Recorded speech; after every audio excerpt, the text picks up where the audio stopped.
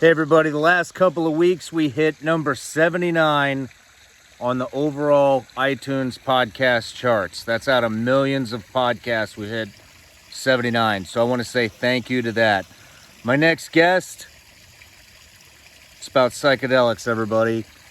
This is the guy that was with me, by my side during my journey, and will continue to be the provider that I go to when I want a psychedelic treatment. There's no better guy in the world. Please welcome Trevor Miller to the show. It's an awesome episode. You guys are really gonna like it. And if you don't mind, give the video a like, leave a comment, subscribe to the channel. Enjoy the show, everybody. Love you all. Head over to iTunes, leave us a review.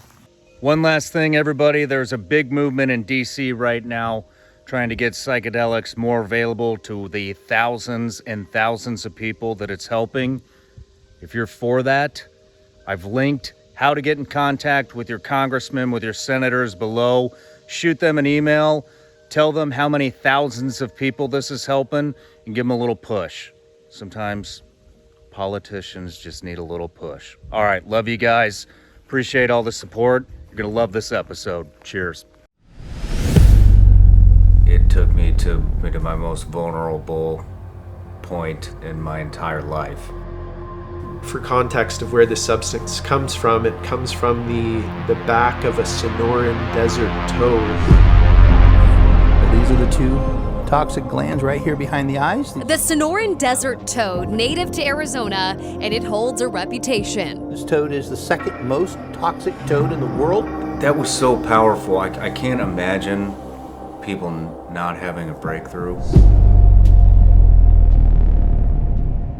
This substance does bring you to almost like a heavenly state. The price to pay is in order to get there, you have to die. Like a part of you needs to go away for you to experience that thing that might always be there, but there's a barrier between it. You have to trust that it's going to be okay. You know, I think 5-MeO is really like the red pill from the Matrix. The first thing, after all the anxiety and all of that got sucked out of me, the first thing that I heard was, I swear, it was the Earth's vibration. I journaled the entire thing, and I'm putting it in an envelope, and when my son, when things get too spun out of control for him, I want them to read what I wrote.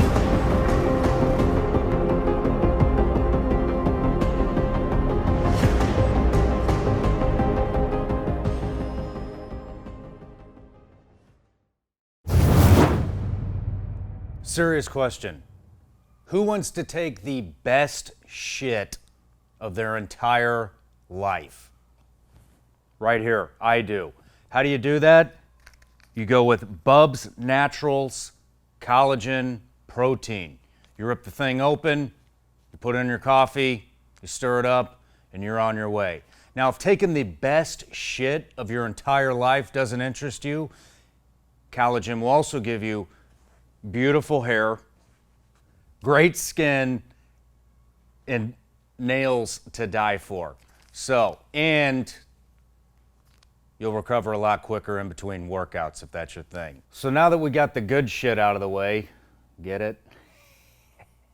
Let me tell you a little bit about Bubs the company. Bubs is a tribute company to Glenn Bubs Doherty, who was a Navy SEAL and a CIA contractor who died defending American freedom in Benghazi, Libya. Bubs donates 10% of all proceeds to veteran organizations like the Glenn Doherty Foundation and 100% of all proceeds on Veterans Day. Let me tell you about Bubs' latest product that helps with energy, healthy digestion, your immune system, and your metabolism. Bubs Naturals Apple Cider Vinegar Gummies, which actually taste so damn good that I ate all 60 of them the first night I got them. They taste amazing, and man, I got a lot of energy now. Anyways, Go to bubsnaturals.com, use promo code Shawn to take 20% off your order. Thank you, Bubs Naturals, for being a sponsor of the Shawn Ryan Show.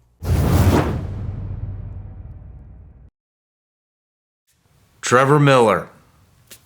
Dude, I'm so stoked to have you on the show, man. Welcome to Tennessee. Thank you. It's so wonderful to be here. Such a great setup you've got here, and thanks for the incredible hospitality so far. Oh, my pleasure. Fun to be here. But just a little background on you. So you're a psychedelic healer, Ibogain, and 5-MeO DMT provider, correct? As of today, yeah. As of today. And you've been doing this for a pretty long time now. And you've healed, how many people have you healed, do you think? Well, I've worked with probably about 350 people total. Yeah. And, healing is a questionable term. There's probably a continuum of healing. So I've given medicine to about 350 people, and whether or not they feel as though they're healed, that's kind of up to them. Well, I feel healed, and I went to your spot, and it literally changed my life overnight.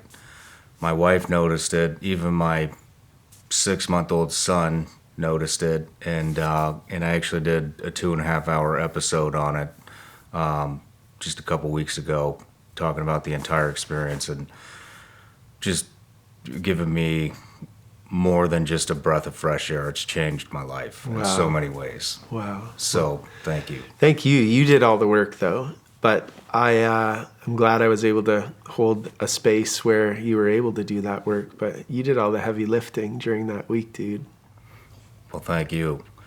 But so how I want to do the interview is we want to talk about kind of how you started with this, and move into some of the science and some of your own journeys that you've experienced with the medicine. And but before we get into all that, which I'm sure there'll be plenty of rabbit holes that we go in and out of, I got you a present. Oh, yeah? Yeah. Everybody gets a gift. Oh, cool. Especially you.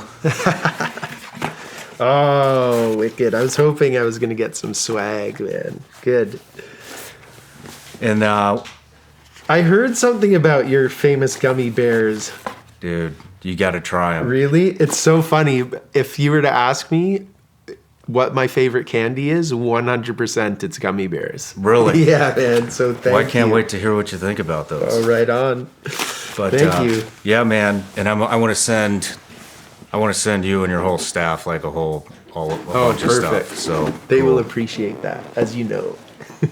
But yeah, let's get right into it. So one thing that you had mentioned when I was down there, going through the treatment / experience, is we were kind of talking about your goals and what you were wanting to get into, and you'd brought up the Tibetan culture, which I found was fascinating what you were saying. Let's start right there. Mm-hmm. Well, I'm no expert, and since we had that conversation, I've dug a little deeper to make sure I was at least sort of correct in what I said, because I heard it from somebody else. But what I said to you is I had heard that the reason why Tibet became so spiritual and became known as this spiritual epicenter was because the warrior class within that culture got turned on to seeking enlightenment through Buddhism. So it was once the kind of king who was in charge of all the soldiers, many centuries ago now. There was one king in particular that had kind of conquered everything. And once everything was conquered, they turned towards a more peaceful, enlightened culture. And yeah, it took a couple centuries from the time that he had this vision, but future rulers kept at it.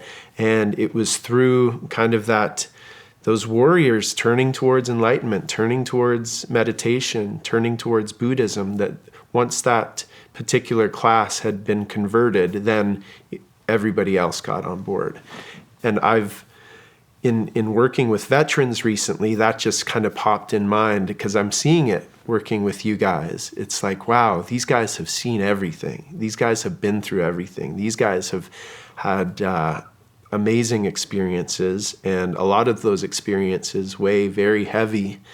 And to be able to turn you guys inward, as it were, to do your own healing and come out the other end and have a sense of peace and have a sense of realization and understanding, it's like, wow, if we could, if we can take the warrior class in our society and turn them towards these more kind of awakened ways of being, then I think we could change the world that way. I think you're right, man. I mean, I can't name how many people off the top of my head that have sat across from me that have been through this, and everybody has damn near the same consensus after they finish the treatment, and I think the word is spreading like wildfire through that particular community, and maybe even into the civilian population. So right it's on. Cool, man. Well, yeah, I can't take credit for all those guys that you mentioned. There are other great providers out there. But yeah, I think as far as I know, everybody you mentioned went through the same protocol that you went through, which just seems to be this incredible combination, especially for you guys who suffer tremendous trauma in general, but then specific traumatic brain injury, like firing 50 caliber weapons for decades, or being a breacher and getting, in the blast radius of explosives all the time. There's some wear and tear on the body, and it seems like this combination of Ibogain and 5-MeO DMT really seem to help somehow. Yeah. Well, let's talk about how you got into this. So you're from Canada, mm-hmm. and you started it in Canada, correct? Mm-hmm. And from you go ahead. You take it. There's a gentleman by the name of Nicholas Sand who moved to Canada from the States. He made a lot of acid in San Francisco area in the 60s, and then he was actually on the run, and he moved to Canada to escape the law. And while he was in Canada, they produced a lot of LSD, like millions of hits of LSD. So it really spread across Canada in the mid-90s and showed up in my high school. And it wasn't even a decision to try it. It seems like it was just a natural thing. I remember doing it one day all by myself, half a hit of acid on a way to a movie. And I had no idea about the therapeutic potential of these substances at that time, but I do remember saying to my friends at the time, as we're in the middle of one of these experiences, saying, this is what this is what adults have forgotten that has made the world so screwed up. So there was some kind of therapeutic intuition coming through, and there was, I experimented a bit as a teenager and then really set it all on the back burner for many years. And then when I moved to British Columbia from Ontario and I started living in Vancouver, there was a shop there called the Urban Shaman, which sold some legal entheogenic plants. And I started hanging out there a little bit at that time. And that's when I first heard of Iboga. And Iboga is a plant that has been used ceremonially for centuries in countries like Gabon in Africa. A beautiful tradition called the Bwiti tradition has grown out of the use of this medicine.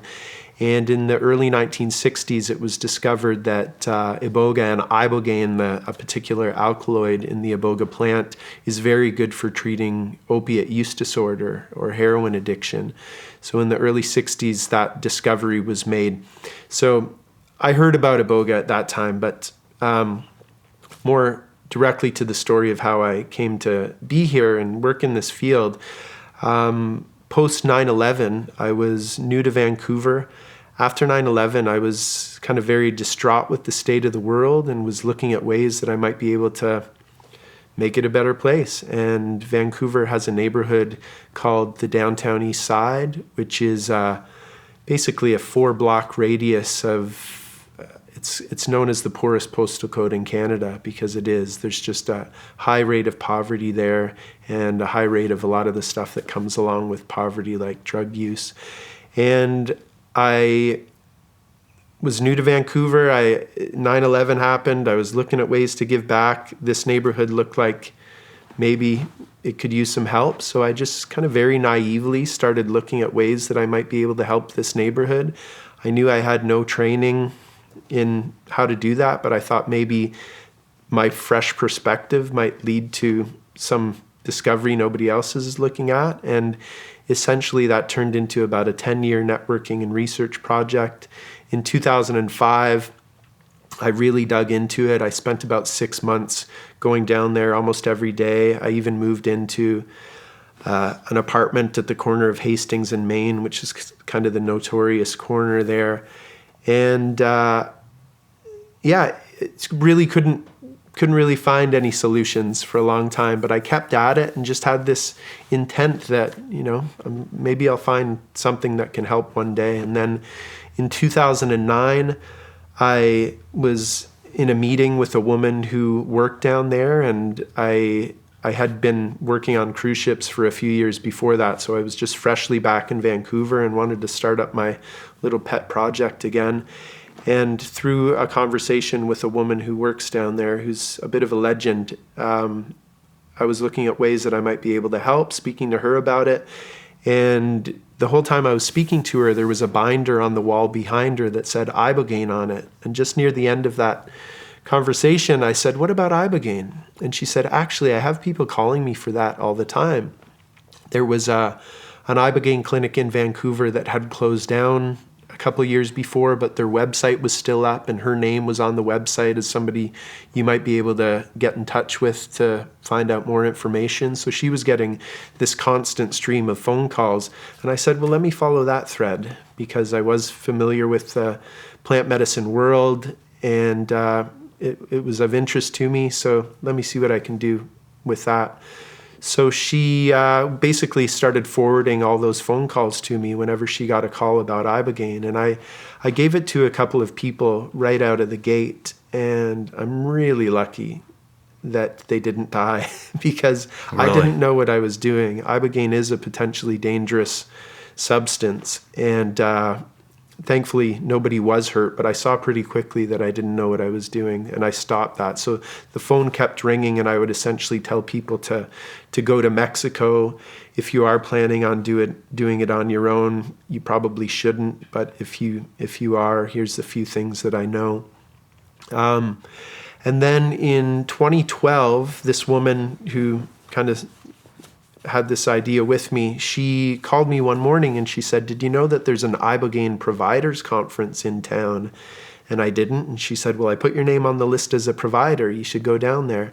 So it was a Global Ibogain Therapy Alliance conference, and Jonathan Dickinson, who is a current business partner, he was actually running that.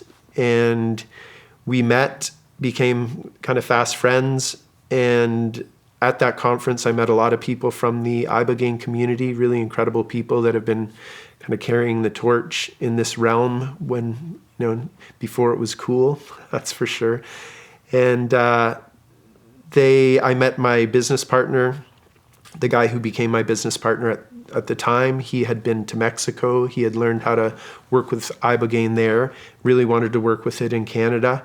So we put together a business, called it Liberty Root Therapy Limited. That's still a corporation that I own in Canada.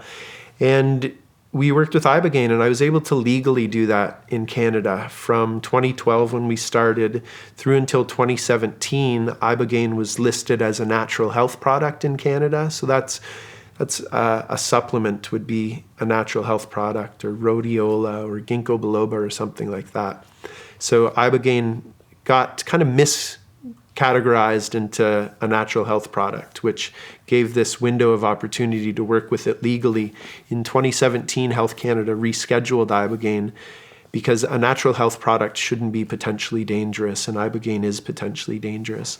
So it was listed as a prescription drug from that point on. So it's on the prescription drug list, but because it hasn't gone through phase 1, 2, and 3 clinical trials, it's not available as a prescription in Canada. So it's kind of in this no-go zone. So within the 5 years I was legally working with it, we started with a 3-bedroom townhome that we would provide the medicine out of. We brought in one person at a time. How did you find those people? For one, that woman was still forwarding phone calls to me. So as soon as we opened business, for the first 3 months, we just had a really continuous stream of referrals. And then those referrals dried up, and then I just started putting a bit more energy into the website, and yeah, people found us. So what was did you have like a specific criteria that you were looking for to treat people? Well, Ibogain is really good at helping people overcome opioid use disorder. So addiction to heroin or fentanyl or that kind of thing. So that it's good at helping people overcome other addictions as well, but it works better than anything else to get people off opiates. So, and being addicted to opiates is an expensive habit. So it would cost, I think when we started, probably about $6,500 to come in for the week. But there's an advantage to spending that money to come off your expensive heroin habit. So when we first started, it really was people that were hooked on opiates that we treated for the most part.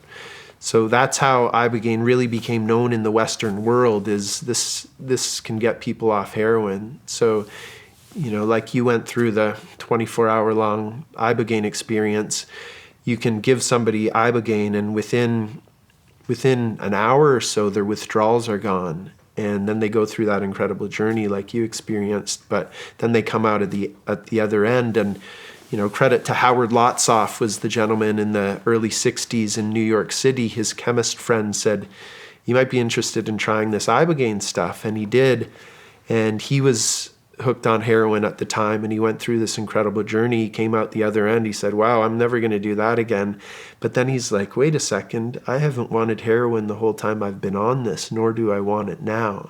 So that's when its anti-addictive properties were discovered. And thankfully, he was a real champion for the medicine and started talking to people and trying to get people to pay attention about what Ibogain's potential was. And he was successful at that.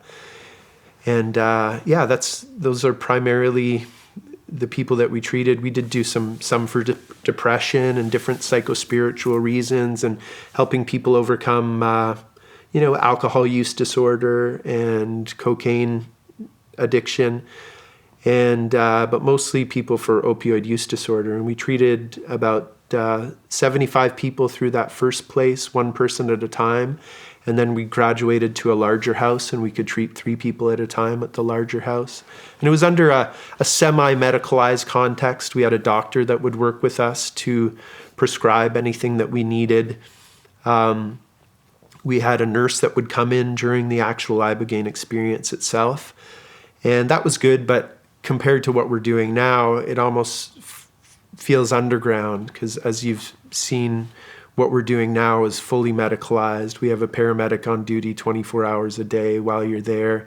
We have a doctor present when we're giving the Ibogain itself, as well as 3 other nurses or paramedics. So we're really kind of over the top with safety now, where I've always wanted to be, but in just trying to kind of put things together in a gray market within Canada, I wasn't able to bring it up to the level that I've got it now, and thankfully we're there now. Yeah. What was your success rate starting out? Well, anecdotally, Ibogain has a success rate in helping people overcome opiate use disorder that's anywhere from kind of 40 to 60%.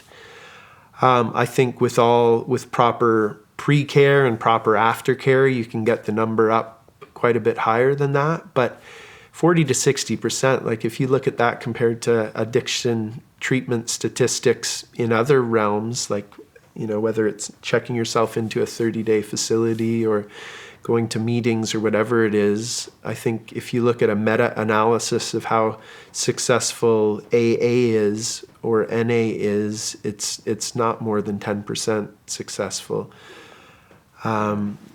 So yeah, there's a psychedelic connection to AA we could talk about later too. Perfect. Yeah. Yeah, I mean, I haven't had a drink since I've been down there, since before I went down there, because I think it was 4 days prior. Yeah. No boozing, Yeah. which was kind of tough for me. And I still haven't. It's been almost 2 months to the day. That's amazing. You Well, know? yeah, if it's okay to share a few details of your journey from my perspective, when we first started talking, one of the questions on our application is, do you drink? Yes. How much? However much. And then do you think you can, or are you able to stop drinking for 7 days prior to coming in? And I think your answer was, I'm not sure. I remember speaking to you about that and just saying, look, you're definitely, we can't have you in any kind of a detox situation for alcohol. With opiates, we can have somebody use opiates right until the day we're going to give them Ibogaine, but alcohol detoxification can kill you. So we need to make sure that you're detoxed off alcohol before giving somebody Ibogaine. That's not even why I went down there, and I just don't have any cravings at all. None. For coffee, for sugar, for booze, it's really, that was unexpected That's for me. wild. It was That really speaks to unexpected. the power of this substance. Like without any, in working with medicines like this, the word intent comes up a lot. Like, what's your intent going into this? And a lot of people come in with the intent that obviously they want to stop heroin or whatever. But to see, and I went through the same thing. I stopped drinking for 4 years after an Iboga journey, and I too had zero intent to stop drinking. But to know that you can go into this even with no intent, and the Ibogaine kind of just says, out of the way, Yeah. I've got some plans for you. Have you been to where this originates from, by chance? No, I'm sad to say I haven't. There was a trip that I was supposed to take to Gabon, and I paid a $3,000 deposit even, but then Ibogaine was outlawed in Canada, so I didn't see any income for a couple of years after that, or from where I was sitting, I didn't see where any was going to come, so I had to cancel that trip, I'm afraid, but I definitely want to go. My business partner just got back from about a month and a half there, so the company does have some pretty strong connections to Gabon, and really want to make sure that as this moves forward, that those people in the country that have really been the torchbearer for this medicine get the reciprocity it deserves. Yeah. How many times have you done Ibogaine? I've taken 7 large doses, flood doses we call them. In how many years? I've been working with it about 10 years, so I try and do it about once a year. I did, the most recent time was just before Christmas. My partner Brianna and I did a journey together. I wish I could say it gets easier. It doesn't get easier. I've had some beautiful experiences through Ibogaine, and then I've just had some very challenging experiences through Ibogaine as well. This last time was as challenging as anyone I've ever had, so maybe it does get easier for some people, but Do you want to share anything in particular through those 7 times that was just more profound? I think that that time when I stopped drinking alcohol, I did the medicine with my friend Mark Howard, who I was featured in this documentary Dosed with as well. But Mark Howard has been to Gabon. He has apprenticed under a shaman from that culture, from a particular lineage. And in that lineage, they take medicine and then they'll do something called a soul journey. So almost taking people high on the medicine through almost like a visualization exercise, but I think to call it a soul journey would be a more accurate depiction of what's going on. But he had me write out 10 questions that he wanted me to ask the medicine. 10 questions I wanted to ask the medicine. And then through this soul journey, he essentially took me through those questions. So he waits until the medicine is kind of at its peak, and he does a nice thing to see if you're ready for it. I had a blindfold on, and he starts tapping me here in this third eye region, and he goes, "Tell me when you can see my finger." And sure enough, even with this blindfold on, I'm like, "Oh, I see the finger." And then he knows you're ready. And then he took me through this exercise where he kind of takes you to your inner child and giving your inner child a hug. And one of the questions on my list was, I would like to see my grandma and grandpa who had passed on. It's known as an ancestor medicine. People often see people who are deceased through the Ibogaine journey. So Mark brought me to, he said, now find your grandma and grandpa. And my grandma and grandpa showed up. And my grandmother was kind of the unconditional loving energy that she always was. And my grandfather stepped forth, and he died when I was in grade 4. And he was a World War II veteran, and he saw a lot of action, and he drove a motorcycle back and forth from the front lines. And he spent most of his life after the war trying to figure out what the hell happened through the war. He wouldn't speak about his experiences with anybody but fellow veterans. He spent a lot of time in legions, the Royal Canadian Legion, and when he traveled across Canada and through the States, he would meet with other veterans there. And he self-medicated with alcohol, with beer. He would drink a case of beer a night kind of thing, and he was a lovely man. He wasn't an angry drunk or anything like that, but it really kind of affected my mother, and in some way made me interested in addiction, because my mother growing up would say, "Don't do that, you'll get addicted. Don't do that, you'll get addicted." And in a certain way, addiction became the forbidden fruit. I wanted to understand better, but it also allowed me to kind of, as I did explore it, something kept a distance between me and any really bad addictions. But my grandfather stepped forth in this as I'm on the medicine, and he said, "Trevor, you need to stop drinking for my lineage."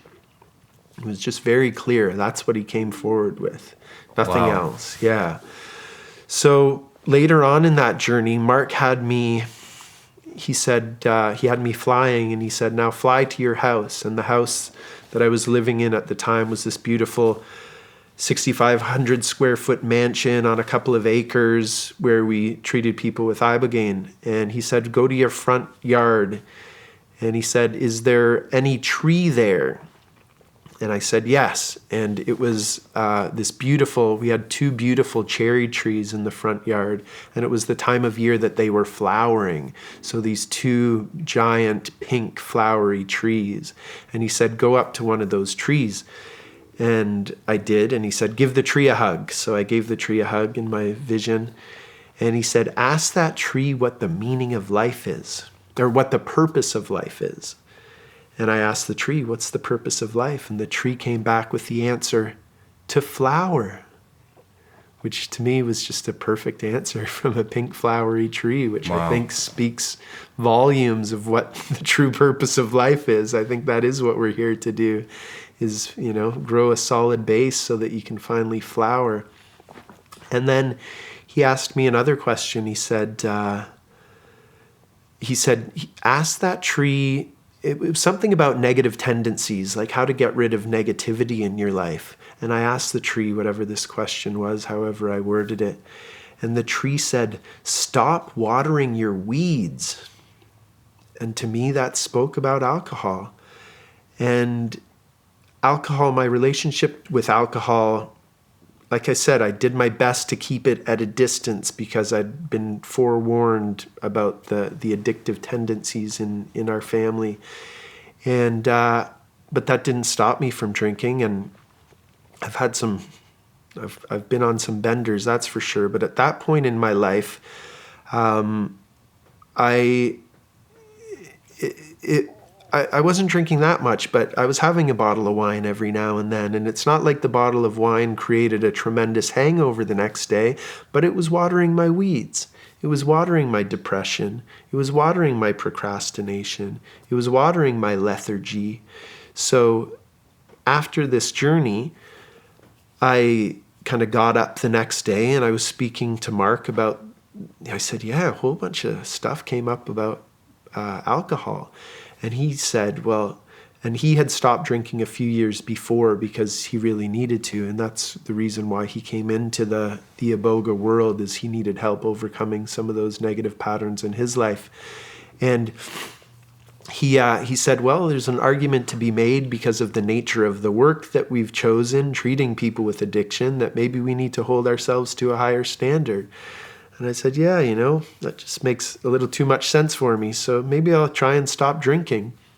The next day, I was driving home and had an urge to go to the pub I always went to and flirt with the pretty girls that worked there and have a few beers.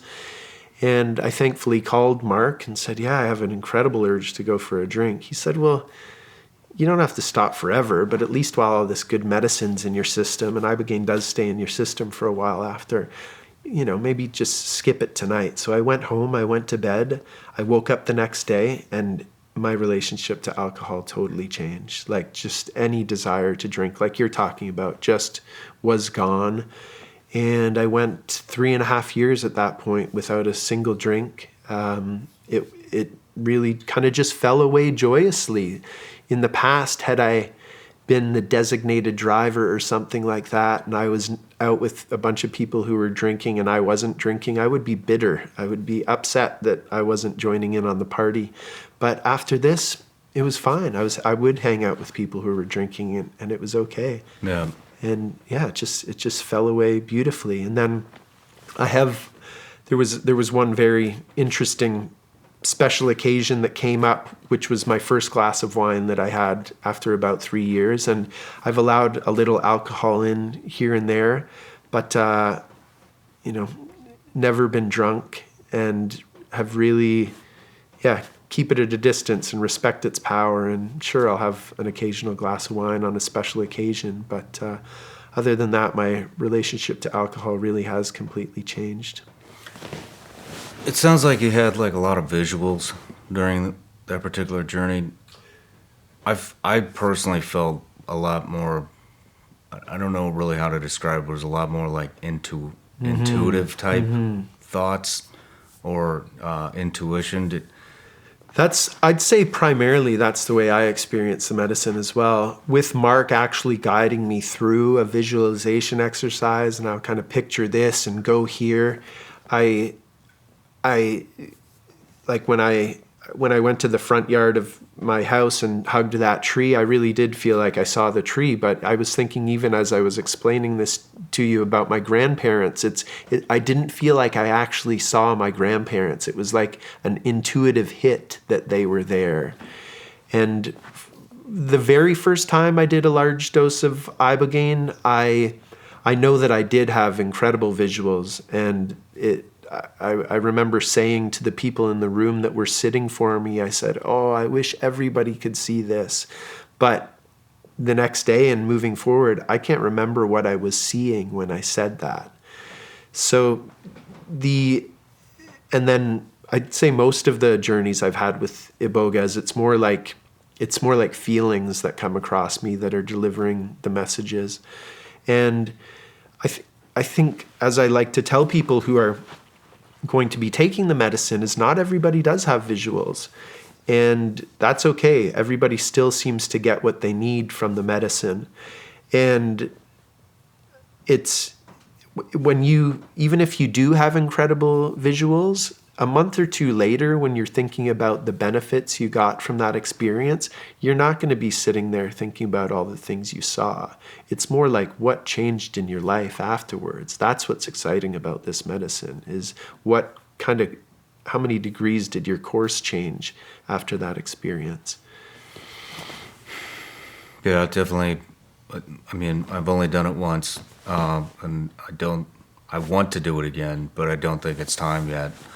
But it does definitely it changed. Things continue to change for the better up to kind of a certain point. I think I may have plateaued, but it was, I don't say that lightly as I plateaued. Like, I don't know what else could have gotten better. But let's take a quick break, and then I want to kind of get into a little bit of the science and maybe some higher consciousness type stuff if you're down to talk about that. Great. But yeah, let's take a quick break. These people would gut your sister. You put them on the streets of America, they would kill every American. Scary is the wrong word. They're just fucking evil. They would do it. They would. There's not a doubt in my mind that you're directly responsible for the deaths of several bad guys. And the night where a Hellfire missile, ended the life of a really bad guy, because it's not only responsible for killing 2 of our officers, but he was plotting additional attacks. I have the phone number back in Fort Bragg of the widow of one of these officers. We should call her. And we called her. And we said, we avenged the death of your husband. And she just said, thank you.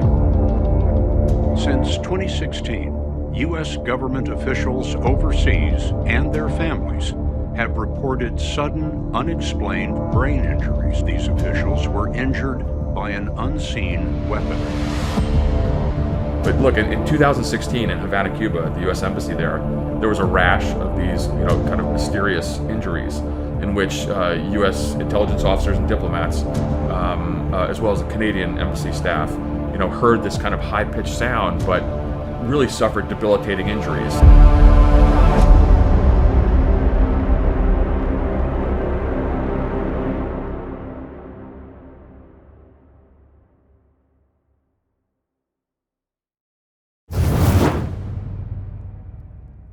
You guys want to know what every woman wants, and none of them will tell you what it is?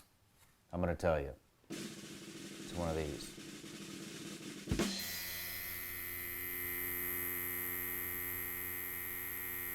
That's right. But it's not what you think it is. It's actually a lawnmower. Look, guys, no woman likes an overgrown lawn, especially when it's your personal lawn. So get the Manscaped Lawnmower 4.0 and give her that pristine lawn that you've been dying to give her. It's your woman, she deserves it. Be a man. Shave your balls. Get 20% off and free shipping with code Shawn. SHAWN at manscaped.com. That's 20% off with free shipping at manscaped.com. Use code Shawn. It's time that you enjoyed the finer things in life and get yourself a platinum package for your platinum package.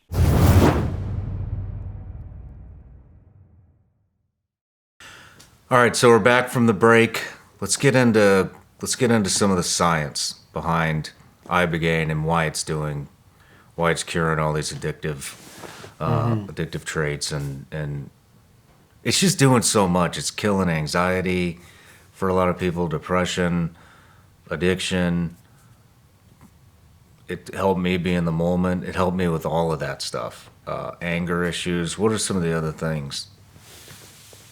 Yeah, who knows? It's so hard to put your finger on all the things that it does for people, but yeah, especially in working with veterans, you see so many guys coming in say that they want to work on their anger issues, and anger just falls away for a lot of guys. But yeah, it helps people overcome addiction. It helps people.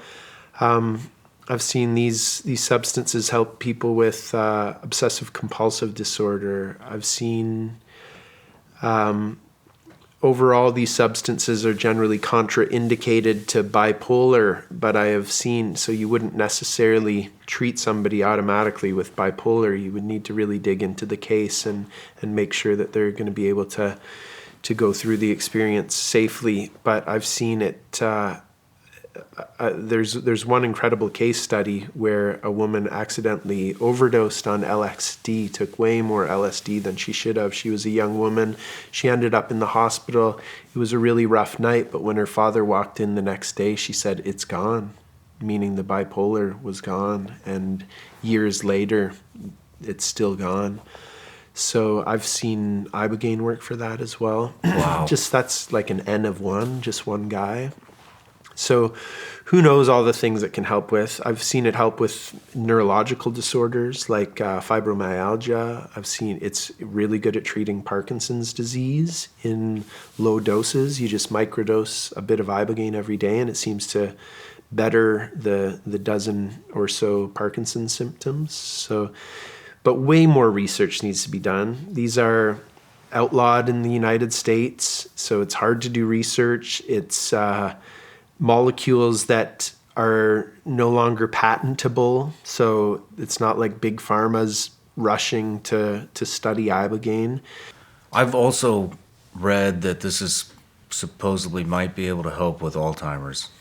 Yeah, who knows? I've heard that as well. Just, the name of my business is Nouvelle Vie Neurogenesis. Like it is doing some kind of neurogenesis, and I don't know if that's going to work for all cases. We did work with somebody recently who was a former professional athlete. He had suffered a lot of concussions early in his career, and at 65 or so, he's starting to see some cognitive decline.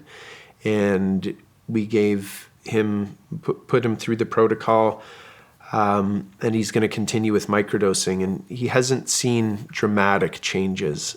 So, it's not a magic bullet for everything. I wonder if he had Ibogaine 20 years ago or 30 years ago, what that might do for where he's at now. And that's kind of my intuition around Alzheimer's and dementia.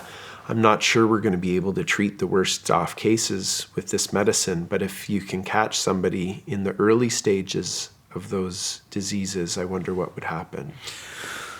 Is it just Ibogaine that's doing all this, or is this psychedelics in general? No, I think it's important to recognize that psychedelics in general are incredibly promising, and there's a lot more science on some of the other substances over the years, because LSD was invented by Albert Hofmann in the late 40s, early 50s. Then it was kind of shipped out to Sandoz Pharmaceuticals, sent out to psychiatrists and medical practitioners around the world saying, we found this interesting molecule, give it a go and let us know what you think about it. So before it was outlawed, there was massive research on LSD. There's a proud Canadian history to researching psychedelics as well. Humphrey Osmond was a British doctor who worked in Weyburn, Saskatchewan in Canada. And there was a mental hospital there where they did a lot of research on LSD. Humphrey Osmond actually coined the term psychedelic, which comes from psyche, which is the mind or soul even, so psyche. And then delic comes from delos, which means to make manifest. So these are mind or soul manifesting substances. And Humphrey Osmond coined that term while he was working in Canada.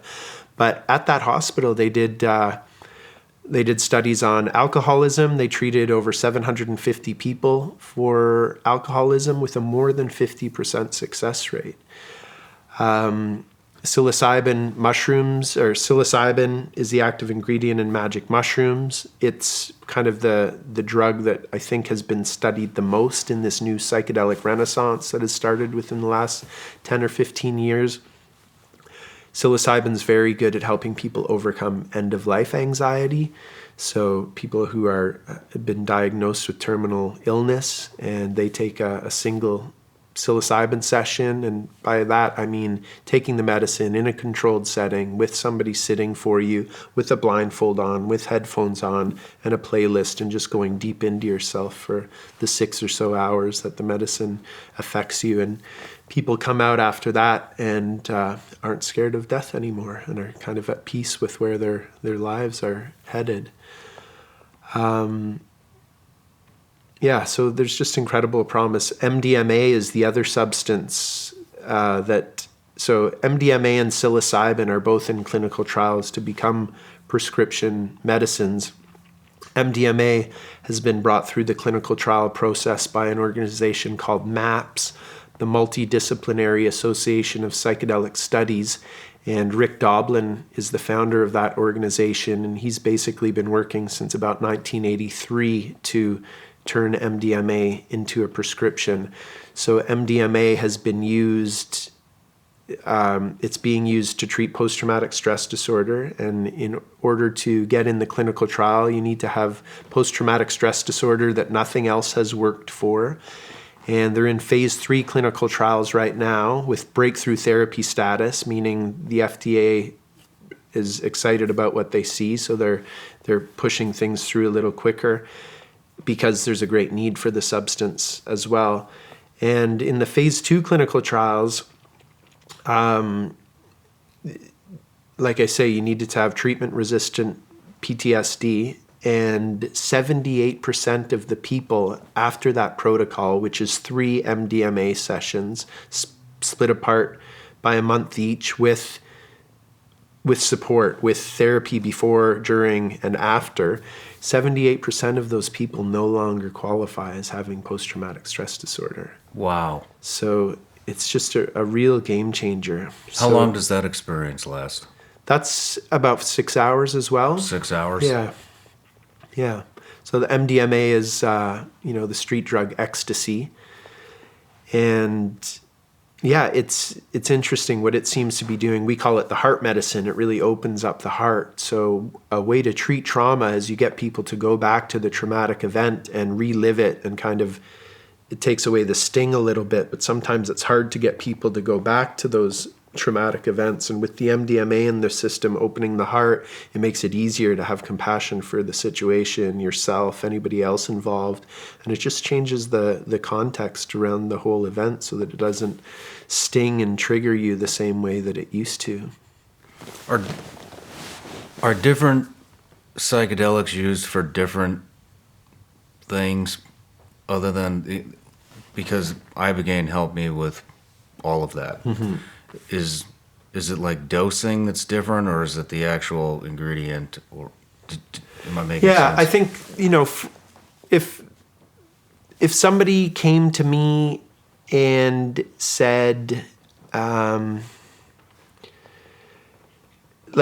with a specific thing they were trying to overcome, like if somebody was trying to overcome depression and psilocybin was available and legal, I would say start first with psilocybin. It might take care of you. It's kind of low-hanging fruit rather than having to commit to a 24 to 36 hour long Ibogain journey. You might be able to accomplish the same thing with a psilocybin journey.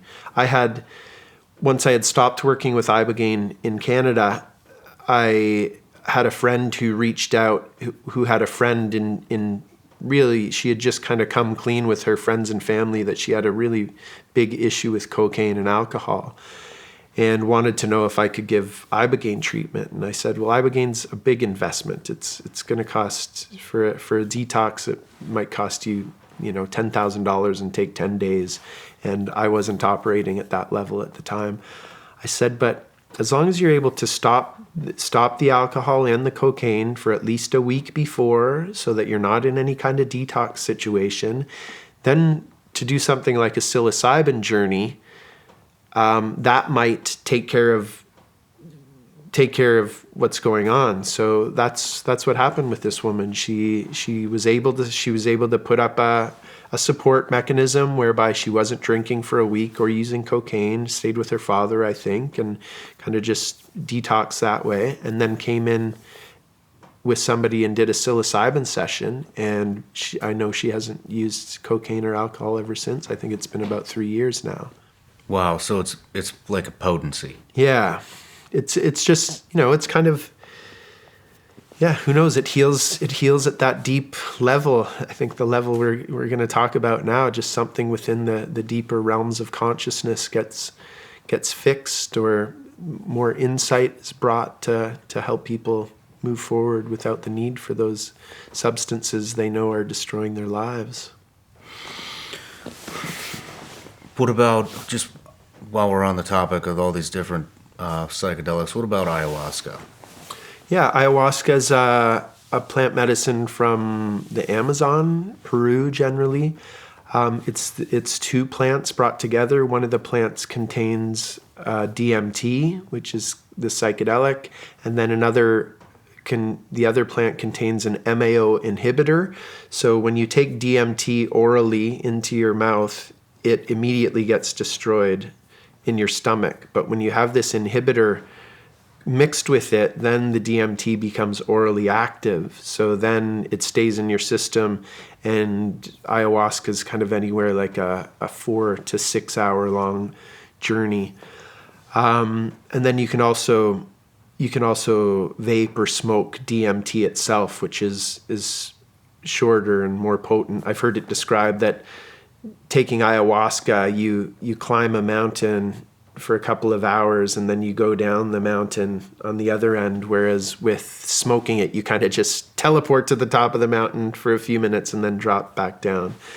And that's NN-DMT, which is different than the 5-MeO-DMT that you did and that I work with. Is that the most potent, the 5-MeO? I think it's pretty potent. I think as you use less substance and it takes you further, or I don't know if it takes you further, but it takes you kind of beyond everything else. What was your 5-MeO journey like? Oh man, it was.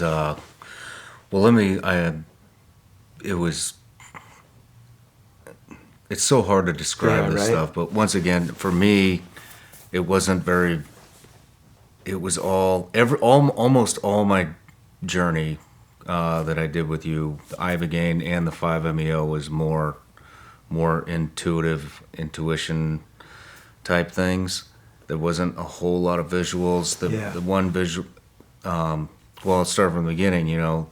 I remember sitting there with you and the other guy getting ready to do it, and you were like, look, you might scream. It's a death experience.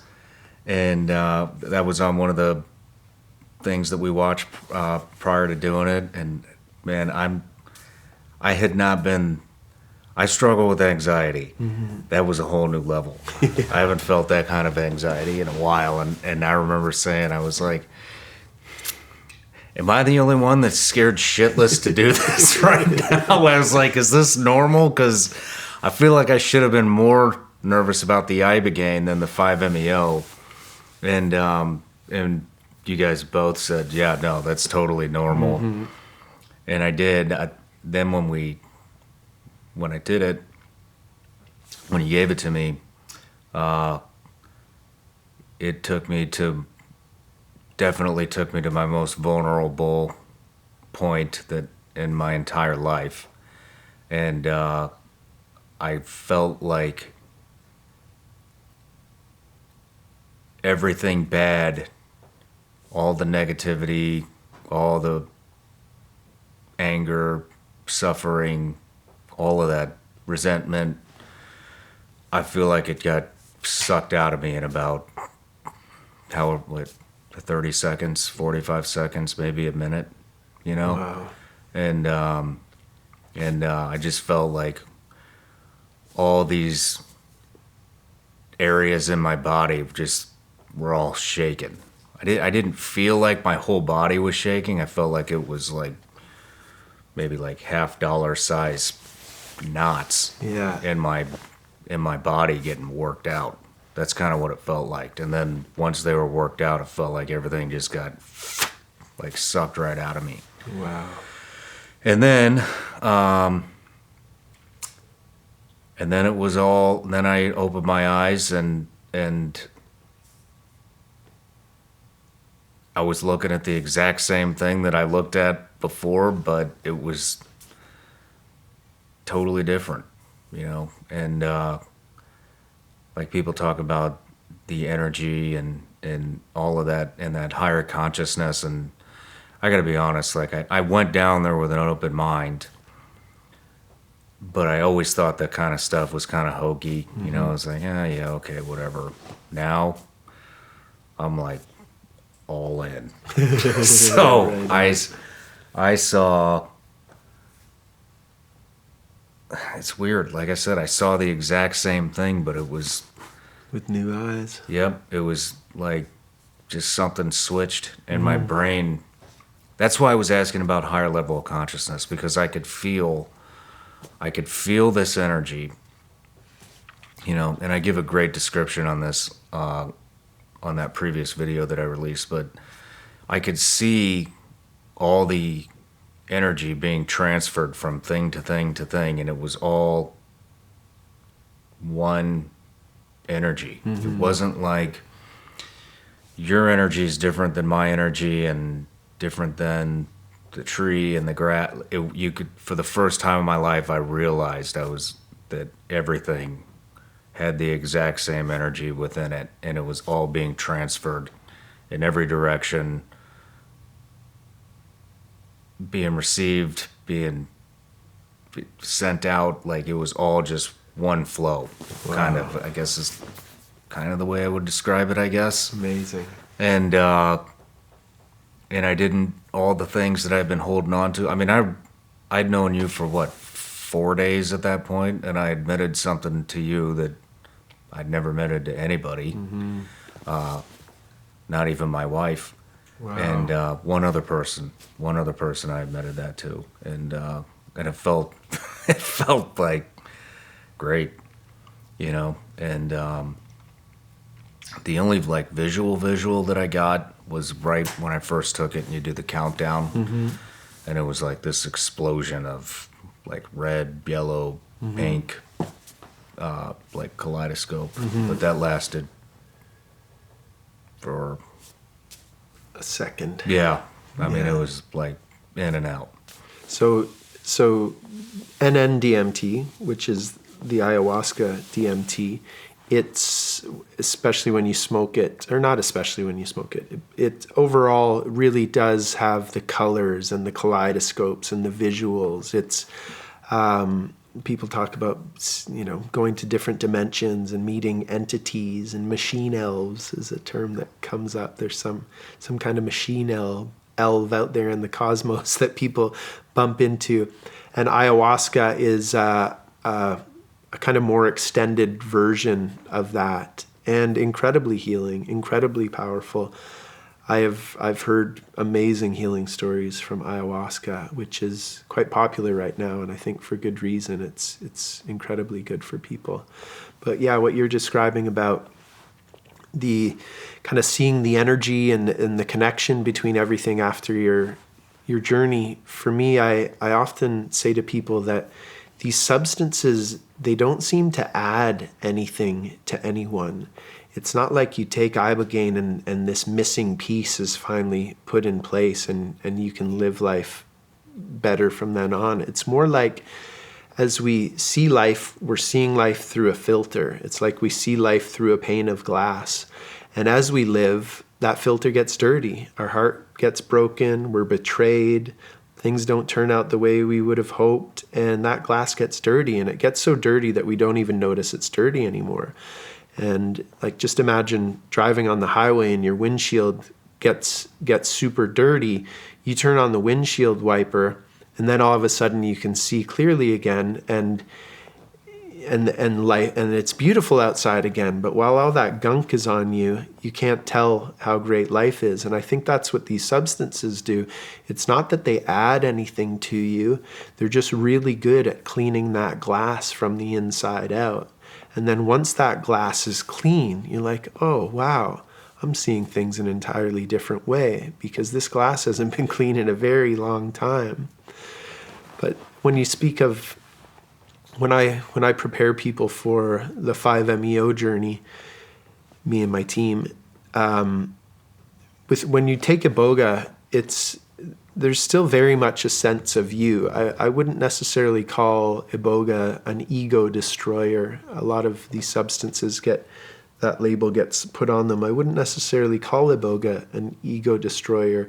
When you take Iboga, there's very much a sense of you. Like, did you ever not know you were in that room? Like, you knew you were in that room the whole time? Yeah, no, I didn't what you were doing. Yeah, you never lose a sense of self. Exactly. Like, I feel like we could have this conversation that we're having right now and be just as sharp on that. Yeah, and you might close your eyes and have visuals, but it's you having the visuals. It is you witnessing something. There is, maybe you interact with Iboga itself or a higher power, but it is you interacting with the higher power. And with the 5-MeO-DMT, which is, for context of where the substance comes from, it comes from the back of a Sonoran desert toad. It's an excretion from the back of a toad that you would take that excretion and put it on glass and dry that out and then vaporize that. But there is also a synthetic version of 5-MeO-DMT, which is what we use because, in order to get that stuff from the toad, you need to catch a toad and scare it, and kind of that's how the excretion gets harvested. So not entirely ethical, especially if you don't know where it's coming from. Some people have toads for pets, and with them you can kind of play with them like they're a dog and get them riled up, and that might be a more ethical way of getting the natural source. But we're able to use a synthetic version, which is just as powerful in my perspective, and that's what we use. But when you do 5-MeO-DMT, it does have the potential to be kind of an ego destroyer. And what that means to me is we are completely interconnected to everything else. Like that sun above us, it's the source of life on the planet. None of us can do without that sun. There is no disconnection between us and the light that sun throws onto Earth. And then that light gets transformed into the plants that we eat, that grow out of the soil that we walk upon, that then get turned into our bodies when we consume them. We breathe air. We can't go much more than a couple of minutes without a breath of air. So we are incredibly connected. We are at one with this thing that is our environment. But we have a psychological barrier that says this is me and this is you, and that's the sun over there, and that's the plant over there, and that's the water over there. In reality, we are those plants, we are that water, we are that earth, we are that sun. So for me, what it seems that 5-MeO-DMT is doing is breaking down that psychological barrier between you and the unity you are actually a part of. So it's that can be fearful to a certain degree. I think what I probably said to you before we gave the medicine is I was working with one 5-MeO practitioner at one point. He said, "You might feel like you're going to explode. Just explode. You might feel like you're going to die. Just die." And that's the preparation I like to give now is when you inhale this, I'll count down from 10, and when you hit 0, just let go. And what does let go mean? Let go means imagine you were just out on the most harrowing mission of your life. Maybe you were out for 4 days on a mission. You didn't sleep at all, but everything with that mission went perfectly. You were absolutely successful. There's nothing to worry about. There's nothing to think over. All you have to do now is lay back into a feather bed and let go. So that's what I tell people to practice doing that, because I think if you can just let go on that level when you take 5-MeO and just be like, then that'll get you smoothly through that feeling of dying because there is a psychological barrier. It's real. And when you're about to melt that psychological barrier away, if you're hanging on too tightly, it could be a bit bumpy.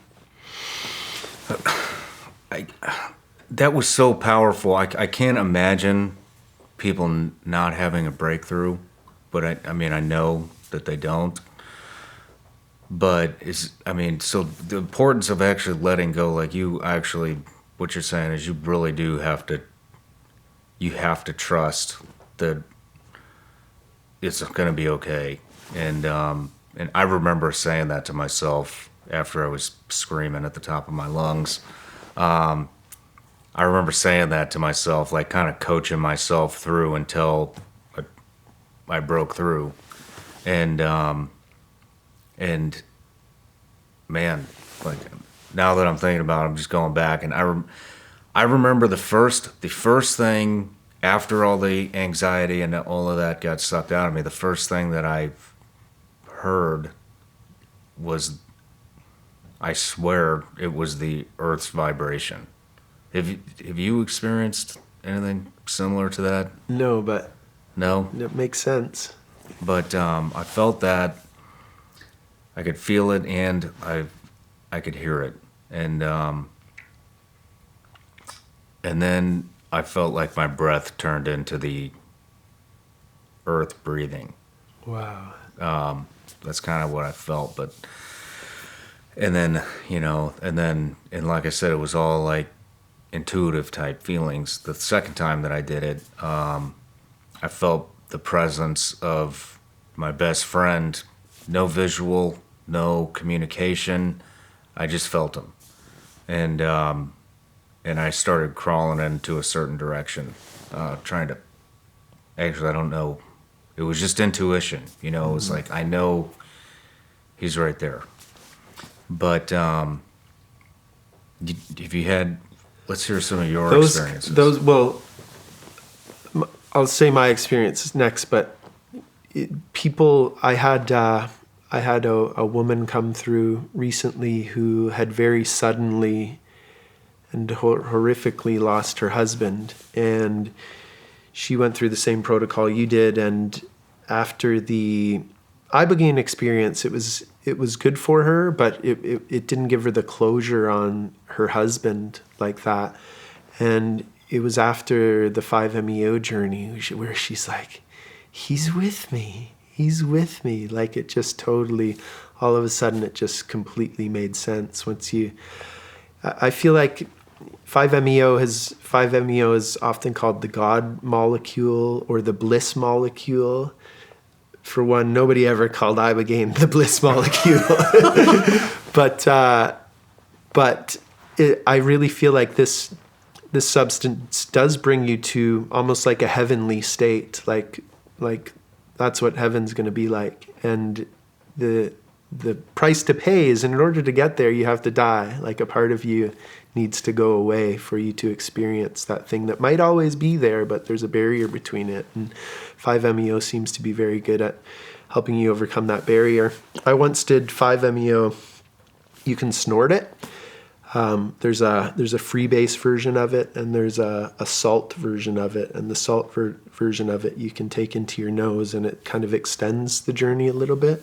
So I was working with a therapist who does psychedelic therapy, and he's a friend of mine, and he just wanted me to really try his protocol that he uses, which is with a substance called 3-MMC, which is an obscure molecule very similar to MDMA. But what he'll do is the kind of a guided session with the 3-MMC, and then about 3 hours into that, he'll offer up the 5-MeO. So I took the 5-MeO, and normally before 5-MeO, you're nervous as heck before going into it. But because my heart was blasted open and I was feeling great because of this other substance, 3-MMC, when he said, "Do you want 5-MeO?" I'm like, yeah, let's go. I wasn't nervous at all. So that barrier wasn't there to overcome. And then for me, it was... the way I describe it is this journey. It was like all of a sudden I came to be the period at the end of the last sentence of the story of biological life itself. So it was like I, from this perspective, could properly see everything that had happened in all of creation. And the intuition that it is only from this perspective that you can cast a proper judgment on life itself. So then the question came, well, how was it? And the answer came back, it was good. That was awesome. The action, the adventure, the heartache, the romance, the wow, life is amazing. And then it felt as though, from that perspective, it was like a godlike perspective. And then even God died. And it got even better from that point forward. Really? So yeah, it was... a couple of times that I've done 5-MeO, I'm really surprised to come back to Earth. I'm like, oh shit, this is still here. We're still like, I'm at a point where I feel as though it's gone, it's over. I'm way beyond even thinking about it. And then consciousness returns to the body. I'm like, oh, there's still life to live here. Great, we can do that too. Wow. And it's good to know, I think 5-MeO is really like the red pill from the Matrix. It's, it lifts the veil on the Matrix, and you see, thankfully, rather than like Neo woke up in a dystopian robot-controlled future, I think our actual beyond the Matrix that we're in on this earth creation is incredible. Yeah. There's nothing but good news on the other side of that veil. Was that visual for you, or was that intuitive? That was more intuitive. Yeah. Do you always wear the mask? Not always. I don't think I think I did have a blindfold on for that journey that I just described. Ibogain, I find it's very helpful to have a mask on. I feel as though Ibogain really likes a blank canvas. My partner, Brianna, the last time she did Ibogain, she had a blindfold that wasn't quite light proof, and even flickers from the candle were coming through, and she realized afterwards that she wasn't getting a clear view in her visions because of that. So I think Ibogain really does like a blank canvas, although I know lots of people that haven't used it and still seen the benefits. Whereas 5-MeO, I think it's just so powerful that, I don't know, does it really matter if you're wearing a blindfold or not? It's kind of, there's a chance it's just going to shoot you out of your body anyway. Man, that was a death experience for me. That was, and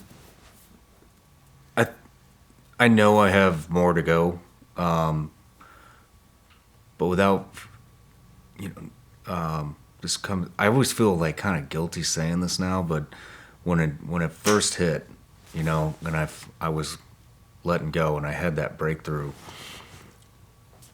I was really worried before that. I didn't do any research on 5-MeO. I did research on Ibogain because that's the big, that's the commitment.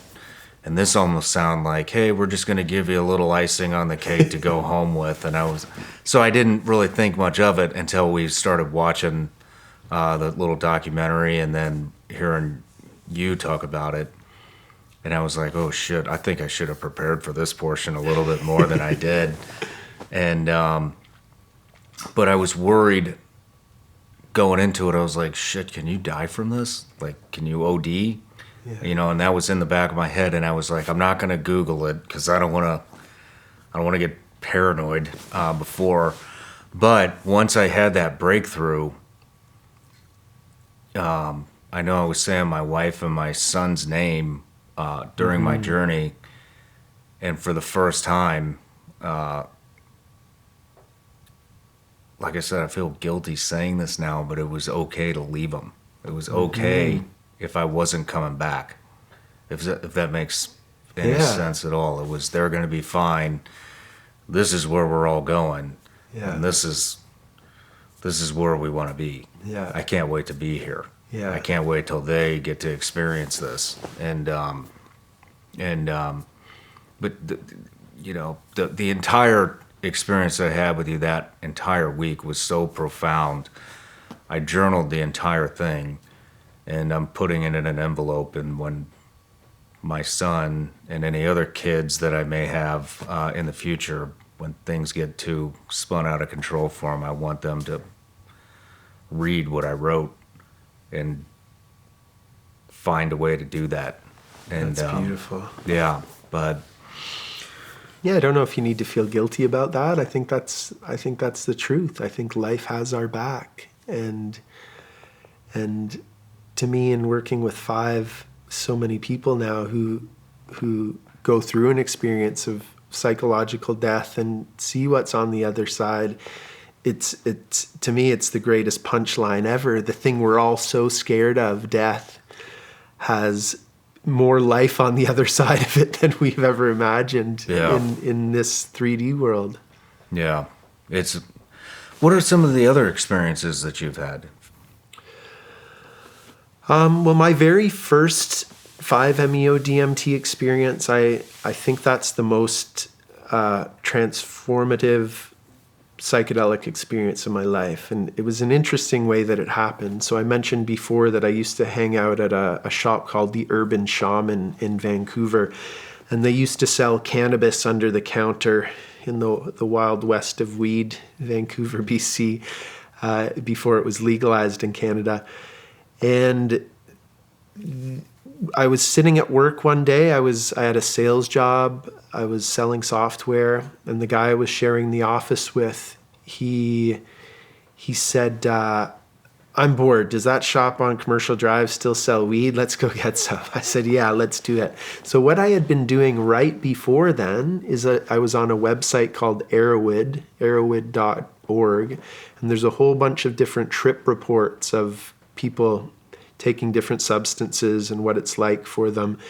And I was on this website, like I say, we were bored, and I clicked on DMT for the first time. And I had heard of DMT, the active ingredient in ayahuasca, but I had never heard that you can partake of it on its own.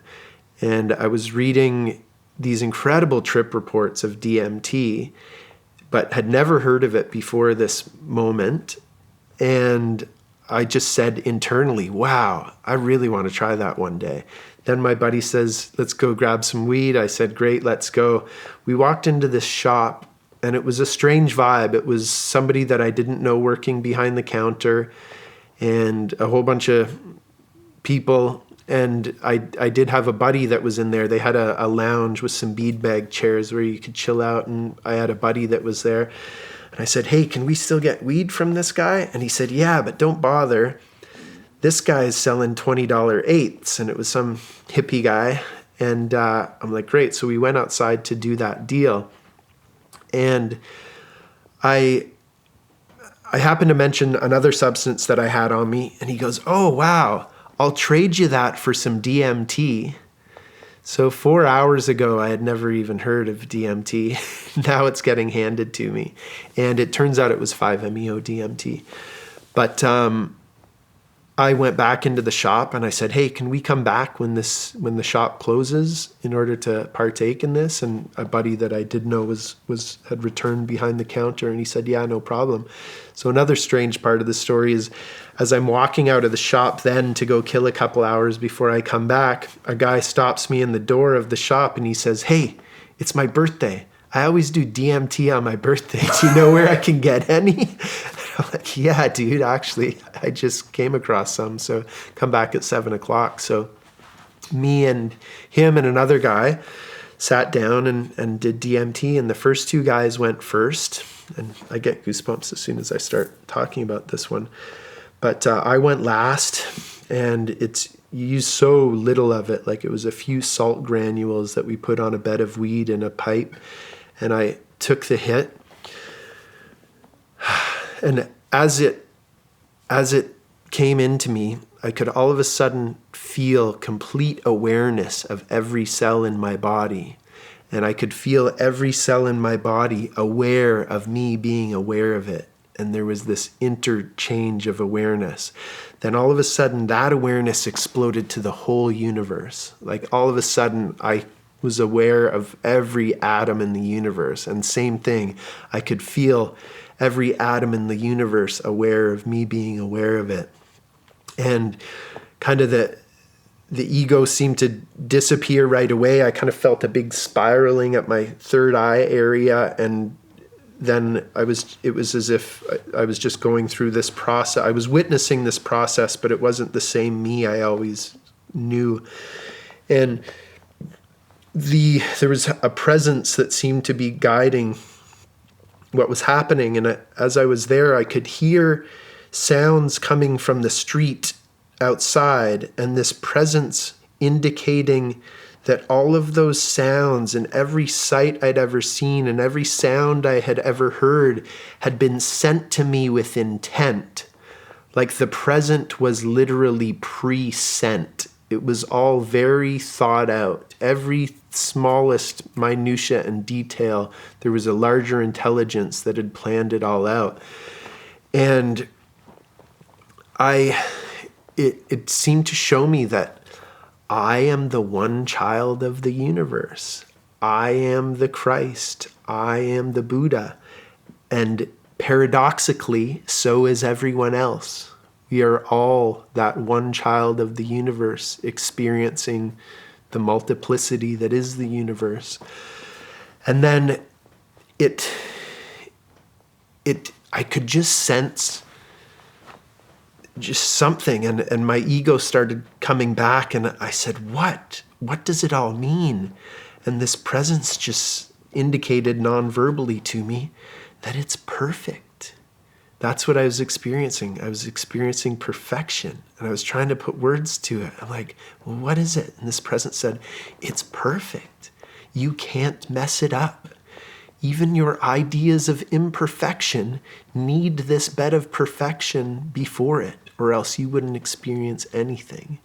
Perfection is, and that's the lowest common denominator. And the highest common denominator is existence is perfect. And you can see it right here. I don't know what's going on here, but from what I'm told, trillions of cells are working together to create this thing called my body, which I do not have the intellectual capacity to orchestrate, yet it's happening.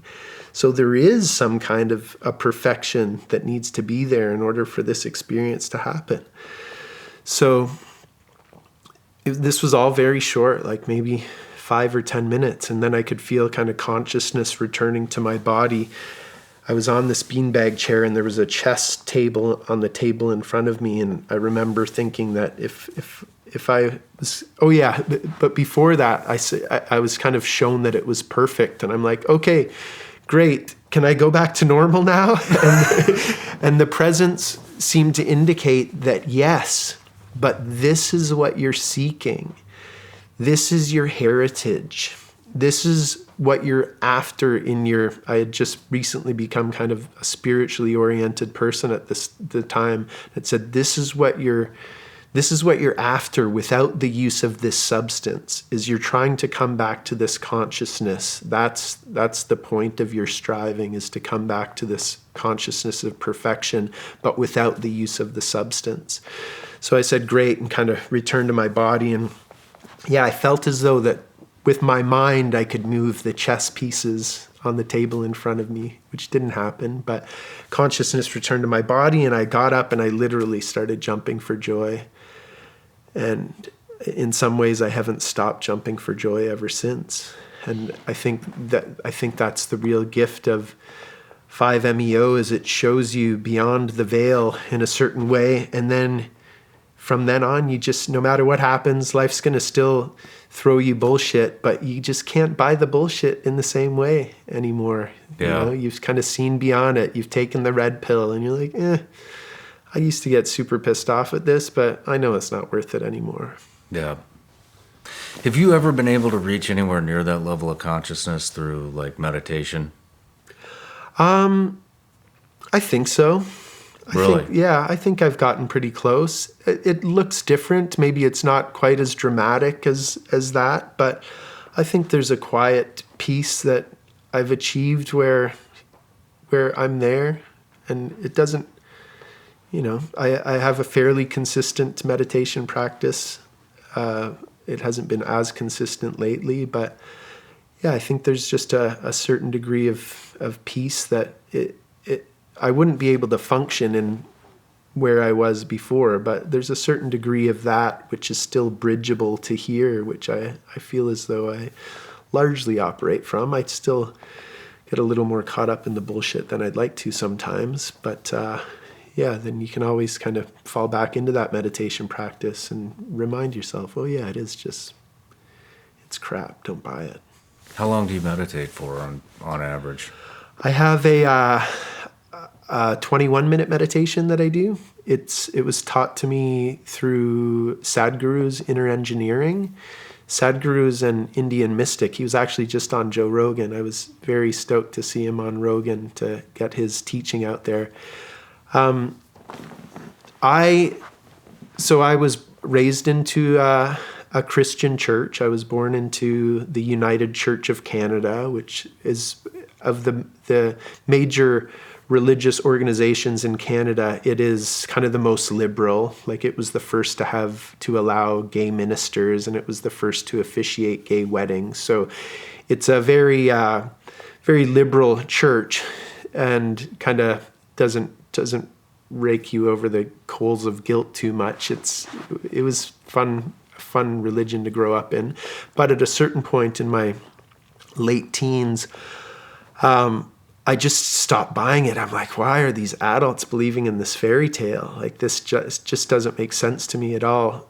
So I kind of threw the baby out with the bathwater and became largely atheistic for many years. And then it was actually in my early 20s, I realized then that books could actually teach you something. There was a book my uncle recommended that kind of took the weight of the world off my shoulders at the time, and I discovered, wow, books can actually teach you something. So that was when I really started a self-education process and started reading like crazy about how to be successful, how to make money, how to be happy. And one of those books was The Science of Getting Rich. And in The Science of Getting Rich, it's an old book. It was written in 1918 or something like that, but there's the bottom line is, there is a thinking substance that permeates the interspaces of the universe, and a thought impressed upon this substance brings about the thing thought about. So just in reading that paragraph at the time, it just hit me. I'm like, wait a second, that sounds like God.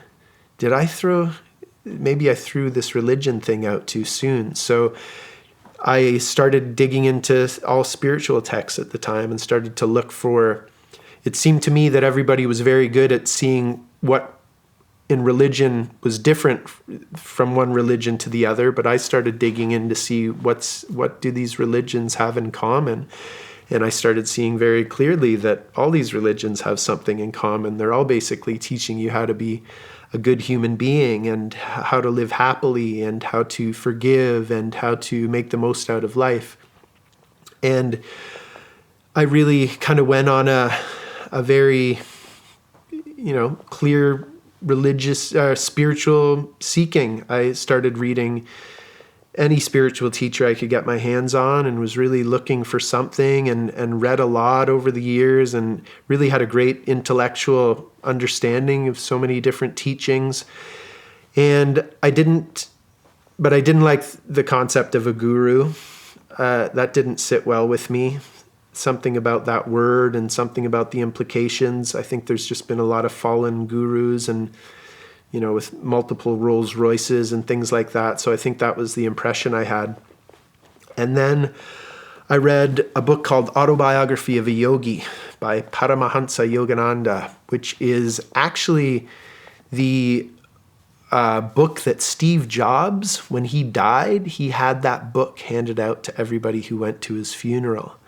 Really? And then an interesting connection there is, when I read this book, it's the first and only book I ever read in its entirety on my iPhone. I got a free download of it. It was actually the only book Steve Jobs had on his iPad, apparently, as well. So Autobiography of a Yogi is Yogananda's autobiography, which starts with him as, I think, the fourth born child of an Indian family. He knew right away that he was spiritually oriented. his mother had been praying for a son that might become a priest or a Brahma or something like that. And so his family kind of supported him. He was spiritually oriented, supported him on a quest to become a yogi. And when he was 14 years old, as is described in the book, the audiobook's awesome. There's a audiobook of Autobiography of a Yogi that's read by Oscar winner Ben Kingsley. So you have Gandhi reading, he played Gandhi. Wow. And so you have him reading you the book, and he's just got an amazing voice. But when Yogananda was 14 years old, he went on a mission to find his guru.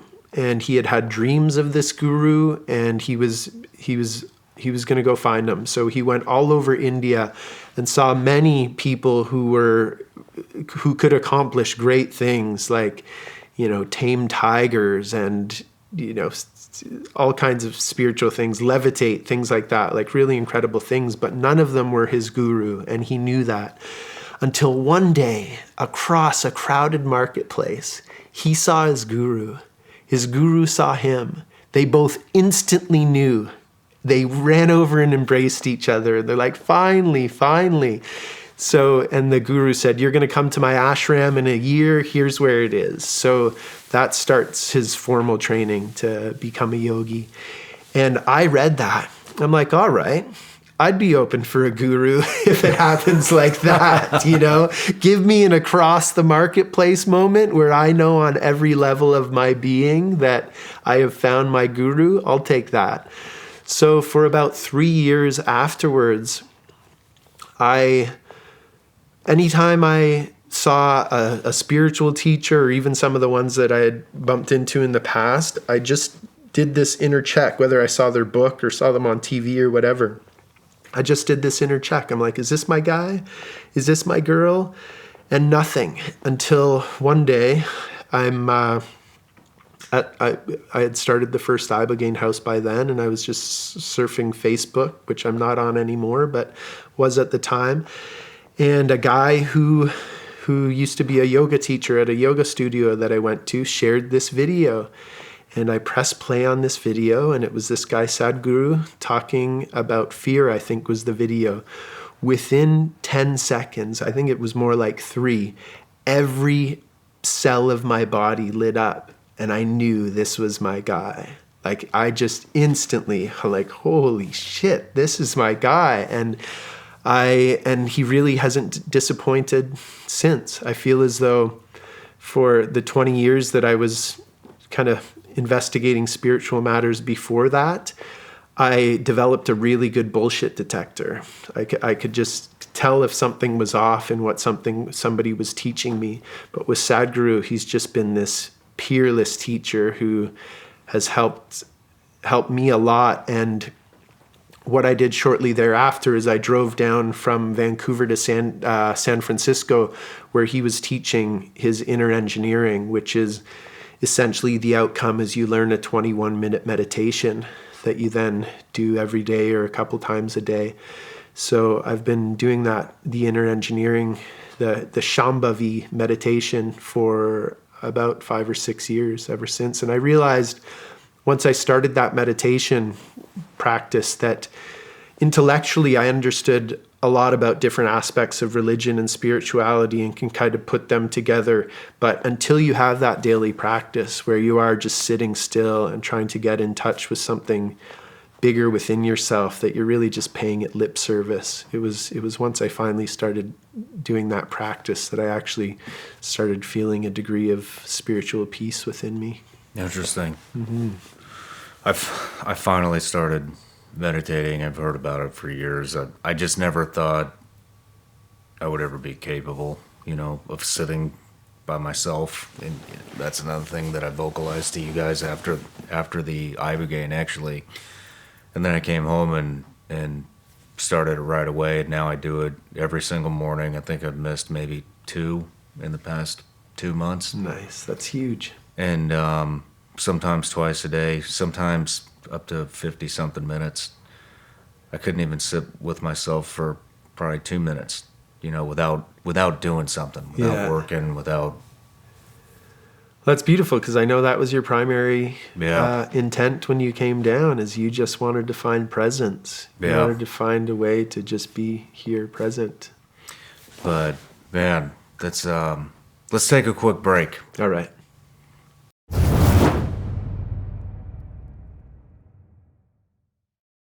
"75% of the human population struggles with sleep. I was part of that 75%. I'm a new parent. I'm a business owner. My mind goes about 1,000 miles an hour of all hours of the day and night, and it's hard to sleep. So I started looking into it. It turns out it's a magnesium deficiency. So let me tell you about BioOptimizers. BioOptimizers has identified 7 different unique types of magnesium, when put together, help you sleep. It's easy. You take 2 pills before you go to bed, you sleep like a baby, you wake up energized, and your morning routine is just ready to roll. For an exclusive offer from my listeners, go to magbreakthrough.com/Shawn to save up to 42%. Again, you can save up to 42% on Magnesium Breakthrough when you go to magbreakthrough.com/Shawn.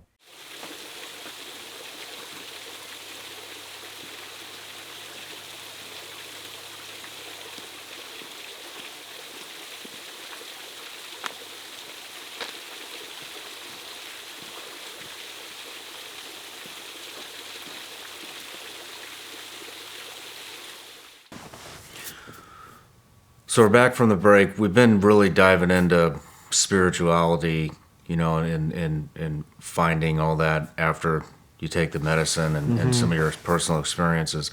How many people do you talk to after they go through the treatment that are more connected and stay connected? Yeah, that's a good question. I've had one guy in particular, but I've had a few people kind of reflect back to me this same thing. But basically he said, I was an atheist before this started. Now I know there's a God.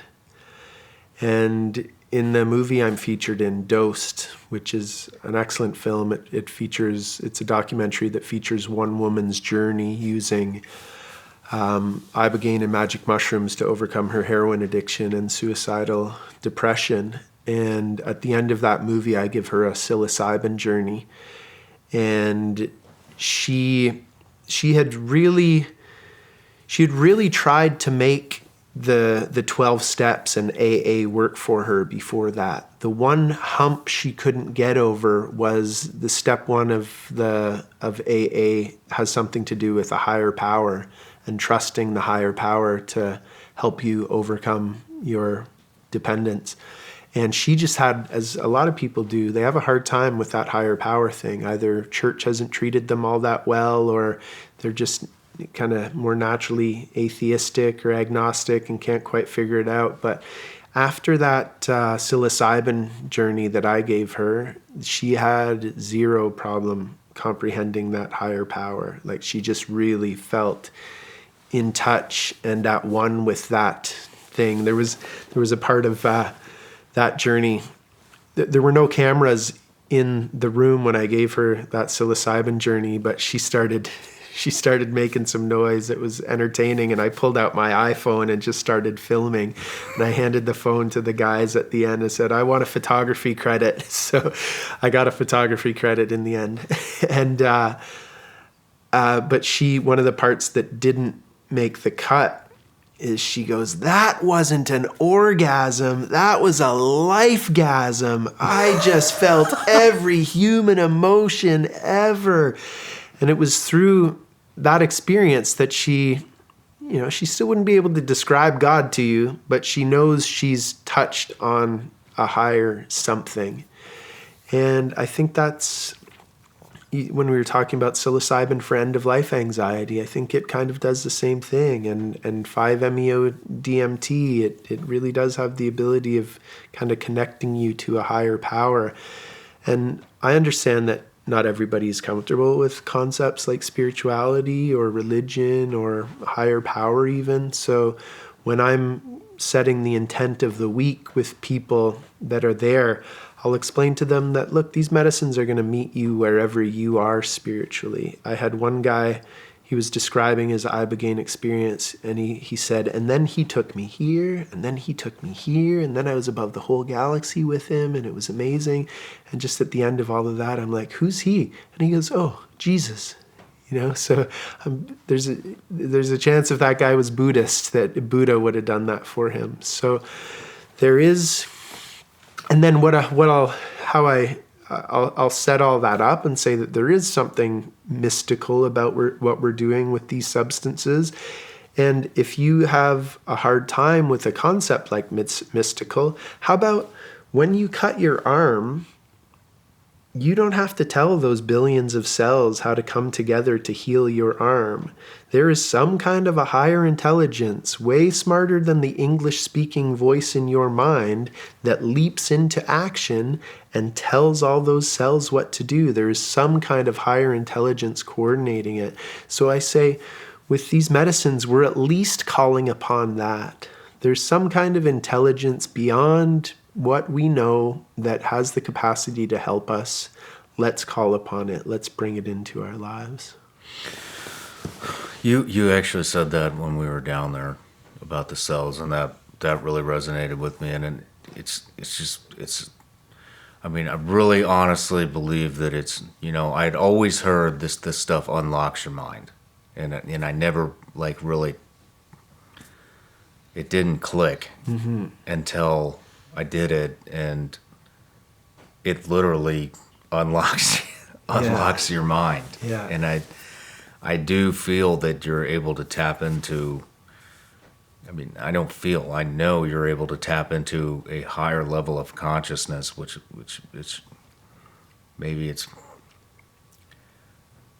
more intelligence. It seems like it. Well, back to I mentioned this at the start, that there's a psychedelic component to where AA came from.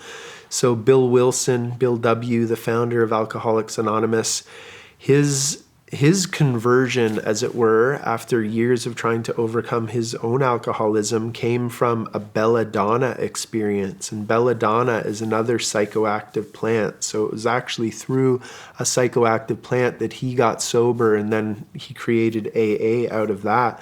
But then in his later years, there's a book called Distilled Spirits, which you can look on YouTube for the Distilled Spirits book trailer. It's kind of a 5-minute video that outlines the book, but it's the story of how Aldous Huxley, the famous writer who wrote Brave New World, and a book called Island, which was actually his utopian vision, the last book that he wrote, which I highly recommend. We've all read his dystopian vision, but his utopian vision is much more compelling.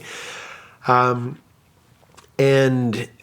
him, as well as Bill W., were the story of how they all came together. But Bill W., in his later life, he really wanted LSD to become a part of the 12 steps, maybe Really? step 0, because he saw that people did have a hard time with that higher power concept, which is critical to sobriety in those 12 steps. So he saw that if we could include LSD as step 0 to have that spiritual awakening that so often comes from these substances, then that would make the rest of the steps all the easier. Because it is almost when people do find sobriety in the end, it is almost like a spiritual conversion process that happens for them. Something shifts. And even in your life, like without intent, you had this spiritual experience with these substances at our center, and all of a sudden alcohol is not as attractive anymore. Yeah. Not attractive at all. How many people do you keep in touch with that you treat?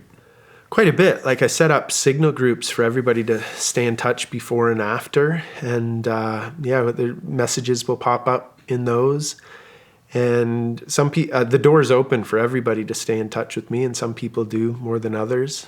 But it's a treat to stay in touch with people. And even back when I was primarily doing detoxes, to see some of those people still thriving and flourishing from that I feel as though we bring people in for Ibogaine, and it's like we bring them in and put them through one of the hardest weeks of their lives, and it's like you're just shaking them up like this, and then you set them down, but they're on a slightly different angle. And I feel as though we're successful.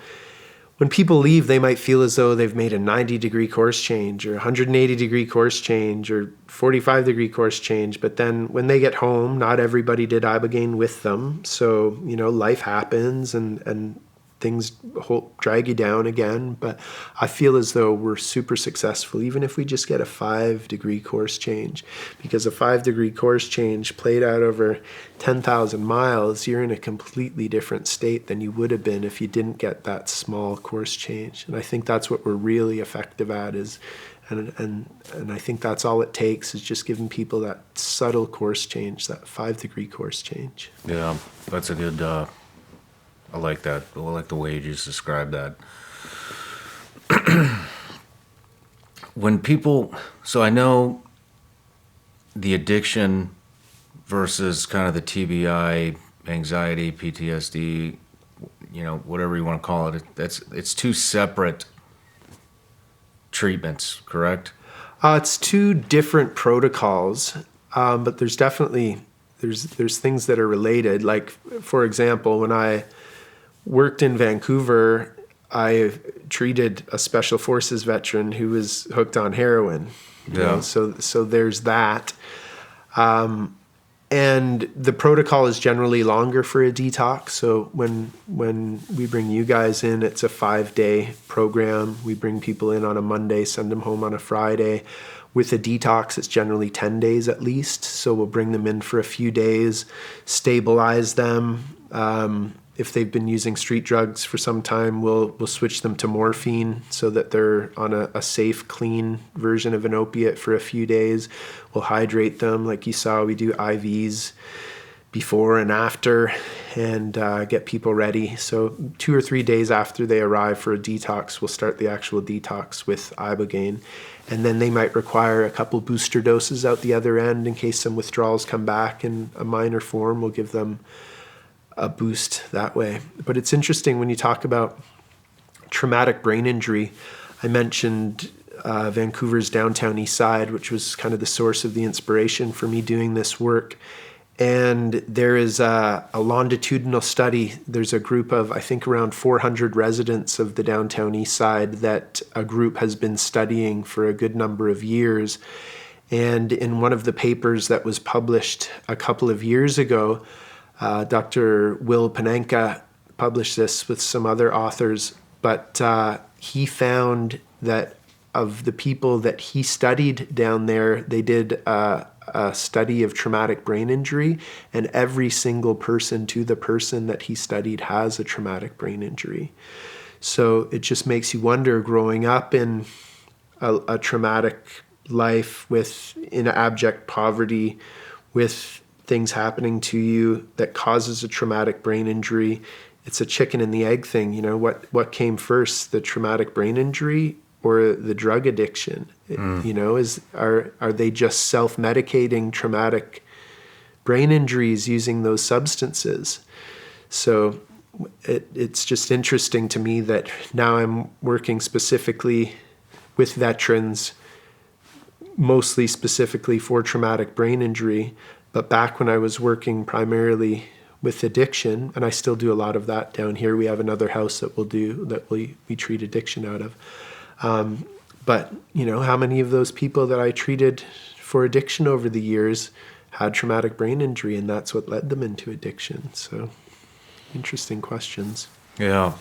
How much of a role does Big Pharma play in keeping the stuff illegal, do you think? I don't know that there is a specific agenda to keep these things illegal. I think just the momentum of a system that basically outlawed everything in the early 1970s does just fine at keeping everything illegal. Everything being illegal does prevent a lot of research or puts up a lot more hoops in front of research. It's only, I think, in the early 2000s, maybe late 90s, that psychedelic research started legally in the States again. I wonder if big pharma, I think there's probably people around that have sat around boardrooms at big pharma meetings hearing about the benefits of psychedelics, but then when they look at it from their perspective, I just don't think it seems feasible for them to develop a lot of these substances as pharmaceutical drugs. And I think that's for a number of reasons. You can't patent a lot of these molecules. They've been around for a long time, if not forever, in nature. But even once they were discovered in nature, a lot of those patents have long since expired. So I don't think there's just not big pharma money to be made on these substances. Like there's no Pfizer vaccine money to be made on these substances. So I think that prevents these companies that are normally the entities that develop drugs. It's just preventing them from developing them as drugs because it's not, it's not going to look fiduciarily responsible for them to go down these rabbit holes. So I don't know that it's actually a nefarious trying to keep these things from being developed more than it is if they don't develop them, nobody else can afford to develop them, and they're just not interested in developing them to a large degree. So the groups that are developing psychedelics as medicines, MAPS, as I mentioned, Rick Doblin runs MAPS as a nonprofit. So he should be successful in developing this. He'll only be the second nonprofit in history to develop a drug through the entire drug development process. Otherwise, it's these billion-dollar companies that develop these substances only if they think they can make billions of dollars. So Rick has raised almost $100 million in order to take this through the drug development process, and it's taken him since 1983. Wow. So that's not a very walkable path for most people. There's a couple other organizations that are developing psilocybin. One happens to have a benevolent billionaire behind it that really wants to see these developed no matter what. One is a publicly traded company that has raised a whole bunch of money to make this happen, but then they're trying to develop intellectual property around these, because they are dumping so much money into them. Where's the IP so that I can kind of keep my piece of the pie here? So there's been a lot of weird patent land grabs to try and secure IP on weird things that, like even touching somebody's arm during a therapeutic session, like they've tried to grab a patent on something like that. So there's just a lot of weird things that are happening as these substances try and get developed into pharmaceuticals. Another angle to consider is the opiate racket, which I call it. So, Purdue Pharma really created our opioid crisis that North America is facing right now. They launched OxyContin. They said it was a non-addictive painkiller, even though it's chemically nearly identical to heroin. They just put a special coating on it and sold it as a non-addictive opiate, which it definitely wasn't. That created the opioid crisis that we're in right now. So once you're physically addicted to opiates, it's not a moral failing. It is a physical addiction. Like once your body has endorphins, which are basically the natural painkillers within your body. And when you take an opiate, which is an external endorphin, basically, when you take that external opiate, eventually your own pain-killing system shuts down. So there's a certain pain that just comes from living. Like your body is producing painkillers right now that prevent you from feeling the pressure of gravity upon you, even. So when you take away that external opiate and your body no longer creates that internal opiate, you go into serious pain, and that's what withdrawal pains are. It's like that opiate is no longer in there. So if you know that all you need to do in order to get rid of that pain is to take another opiate, you take another opiate. So that's what creates the cycle of addiction and dependence with opiates. So if you just you say, well, why don't you just quit? It's not quite so simple. It's not a matter of just quitting. It's a matter of going through weeks and months of abject pain if you're going to quit a substance like that. So what has been created as a solution are opiate replacement drugs. So the popular ones are methadone and Suboxone. So those don't get you off opiates. What they do is they replace the illegal street opiates with a legal opiate that you can go to the pharmacy and get. Some people need to go every day in order to take that.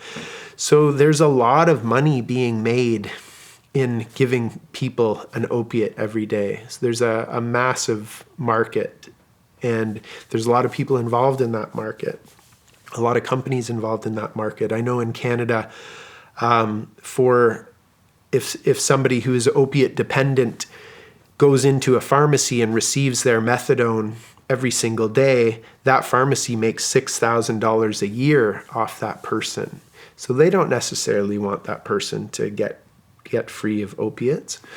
So not to mention the doctors that prescribe those. And when you're on those, you might need to go to the doctor every couple of weeks, at least at first, to make sure the program's working for you, maybe at least once a month. So there's a lot of money being made in keeping people on those. So if I were one of those companies making all that money and somebody came along and said, but wait, we could give these people Ibogaine and they could be off opiates in a couple of days, it might cost a few $1,000s to do that, but it's not this ongoing perpetual profit. Yeah. It's not, it's not an opiate racket. So it's people it's not a conspiracy theory to think that there's a bunch of people sitting in boardrooms saying, how can we be more profitable? Yeah. Like that's what people seem to forget that. And they think that I don't know, certain people think, oh no, they're well-intended. They would never do anything that would hurt people. Well, those organizations have a fiduciary duty to keep those companies profitable as long as it is within the realms of the law. And then these companies get so profitable that if they don't like the law the way it is, they can lobby the government to change the law into one that better suits them. So yeah, I'm not sure that Big Pharma is evilly plotting against psychedelics. I think there are just market forces that are against the development of psychedelics. How much is this industry growing, the psychedelic world grown in the past 10 years? It's really from, as me, somebody who's been professionally involved for 10 years and kind of been watching as things grow, I think we're way farther ahead now than I would have thought we would have been by now. In Canada, there was the big kind of cannabis gold rush. A lot of cannabis companies were allowed to trade on the public markets in Canada. A lot of those companies were crap and nothing happened, but there was a lot of speculation. So a lot of money was made playing the stock market with those. So a lot of psychedelic companies have came on the market, especially kind of as of 2 years ago. You saw a whole bunch of publicly traded companies pop up with psychedelics on their mind. I don't think I wrote a piece that's, I think the Psychedelic Times published on their website called "Why Psychedelics Are Not the Next Cannabis," because I think a lot of people rushed in and said, oh, this is the next cannabis. We can all get rich off this like we did off cannabis. And it's just not the same thing. Cannabis is something that, a lot of people do use every day. It is something that people use chronically. So there's that market. Psychedelics, if you're doing it right, nobody's using them every day. There is something called microdosing, and microdosing you might take much more frequently, but that's a small amount of a very inexpensive substance generally that people are microdosing. So, so a lot of companies have popped up to with the aim of doing something within the psychedelic world. And I know already a handful of those companies have folded because it's not quite as easy a business model as let's just provide this addictive substance to people that want it. People might say cannabis isn't addictive. That's not my experience. I've had a tenuous relationship with cannabis my whole life. But then there are some really cool companies, and I know some people involved in some of those cool companies. I helped co-found the Canadian Psychedelic Association. I was on the board of directors for MAPS in Canada. I was chair of the board there for a few years, and through that, I actually helped kick off the Psychedelic Business Association, so one of the first trade associations dedicated to psychedelic business. And there's some really good people in there. I just think the business model is, we're still in early days as far as regulation is concerned, and there's going to need to be a lot of regulatory changes that happen before I think a lot of these businesses are viable. And a lot of these businesses are trying to take a top-down approach to whatever their business is going to be, where I don't know, I just feel really blessed for where I'm at, which has really been from a bottom-up approach. I had a unique window of opportunity where I was able to legally do this in my home country. I'm now working in another country where it's legal to work with it, and am able to serve a whole bunch of people. And I think we will expand, but I'm happy that we're not expanding. I'm happy we're doing this kind of grassroots, bottom up growth, rather than just trying to, all right, I want to get in the psychedelic business. What are we going to do? I didn't have to do that. You brought up microdosing. I'm interested in the microdosing topic. Mm-hmm. Can you kind of go into that? Why people are microdosing? Yeah, so microdosing is a sub-perceptual amount of psychedelic that you would take on a relatively frequent basis, or even just one day you can microdose. But let's say it's generally about 1/10 of a dose. So if a gram of mushrooms is a dose, then you might take 100 milligrams of mushrooms to microdose. Or if a hit of acid, which is generally about 100 micrograms of LSD, then you might just take 10 micrograms of LSD. Ibogaine, to microdose it, a full flood dose might be a gram of Ibogaine. You would just take kind of 10 to 20 milligrams of Ibogaine to microdose. So a really low amount. You don't necessarily notice that you've taken it. If you do notice, it's just like a book was written, you can look up, called A Really Good Day, which is one woman's journey using microdosing. And that's just what she described it. When you microdose, you just seem to have a really good day. You're not even sure why. Things just start to flow. It does seem to have an antidepressant effect. For some people, it's a bit of an anti-anxiety, although some studies are showing that microdosing in some people can cause a little bit of anxiety. Microdosing with Ibogaine, as I mentioned earlier, seems to be very good at treating Parkinson's disease. I've seen that firsthand from numerous people now.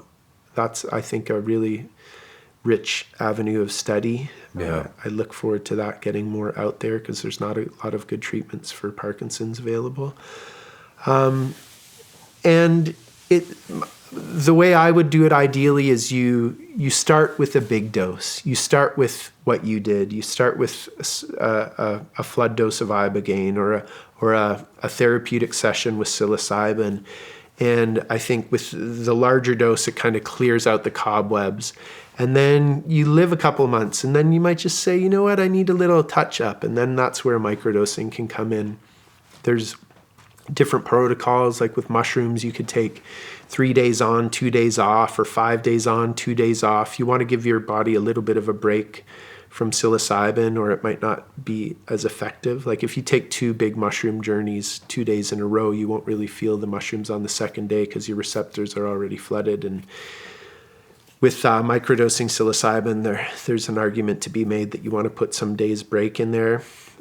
Ibogaine's really hard to come by, and there are sustainability issues with Ibogaine, so you just really need, if you do get your hands on some Iboga, you need to know that it comes from a ethical source.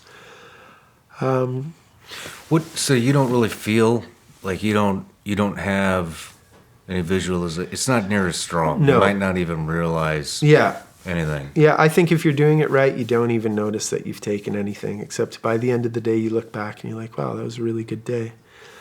And then be careful because you're dealing with sacred plant medicines that have a mind of their own sometimes. I gave my father a microdose of Iboga once, and he went on a full-on journey. It was very unexpected. And yeah, that's a heck of a story. But it sadly, I don't think he'll ever try a psychedelic again because that microdose didn't go as planned. But I've had that with other people too. Like sometimes a microdose of mushrooms lays you out, and I think you really need to be cautious of that. If this medicine feels it's time for you to learn a lesson, you might need to spend a few hours laying down. So I think especially when you're first starting with microdosing, make sure you don't have too many plans that day just to see if it resonates all right with you. How long do people microdose for? Is it like a specific period, or is it like an ongoing, I'm doing this starting today until I die? My advice is just to do it organically. These substances seem to have an innate intelligence within themselves. So the medicine might tell you you've had enough. You don't need to microdose for a little while. And then there's probably not much danger in doing it quite frequently. The Parkinson's patients I've worked with, they will microdose Ibogain every single day, and they don't notice at all that they've taken a psychedelic substance. What they notice is that they've got smoother movement, and their Parkinson's is better, and they can smile more. What are some with LSD and with mushrooms, it triggers a receptor that there is a theory that microdosing LSD and perhaps mushrooms too frequently could be hard on the heart. So people should investigate that. But I think as long as you're just doing it every now and then, and I think that's how it should be, is every now and then. An amazing story from microdosing was and again, just because of the age of the person, tread with caution on taking this as advice. But my partner has a friend her family was very much suffering because their 12-year-old daughter had massive amounts of depression, couldn't function, couldn't go to school, was really bringing down the whole family. And my love, Brianna, she said to her friend, you might want to try microdosing mushrooms. And she's like, we will try anything right now. So this person got a hold of some mushrooms, and they were ground up and put into capsules for microdoses, so 100 milligram per cap. And she started putting like half of that cap into the daughter's smoothie in the morning. And she said she was well aware that she was taking some kind of a medicine, and it dramatically changed her. She within months, she was going to school all the time, no problem. This woman credits Brianna for saving her family. And the amazing thing is that girl no longer requires the medicine. For a while there, she would be like, yeah, Mom, I need my medicine today.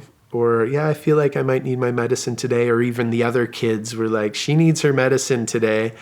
But after a few months of this, she is completely healed, as it were, and hasn't required microdoses for, I think it's probably more than a year at this point. Wow. Yeah. That's amazing. Yeah. So is it actually regenerating like brain cells? More studies are needed, but a really cool study I can reference is there was a study with rats, and the rats heard a buzzer, and the floor that they were standing on was electrocuted. Hear the buzzer, electric shock. Hear the buzzer, electric shock. Pretty soon, all they needed to do was hear the buzzer, and they would jump like they're about to get an electric shock. So there were two groups of rats. They gave one group the equivalent of a large dose of psilocybin, and they gave the other group the equivalent of a microdose of psilocybin. The group that was given the large dose of psilocybin, the end of the experiment was, how many times will it take them to hear the buzzer with no electrocution so that they don't jump when they hear the buzzer anymore? How long does it take to condition that fear response out of them again? So with the large dose of psilocybin, it took 10 times. After 10 times, the rats didn't jump anymore. With the microdose, it only took 2 times. No kidding. So Paul Stamets was the one. There's a movie on Netflix called Fantastic Fungi.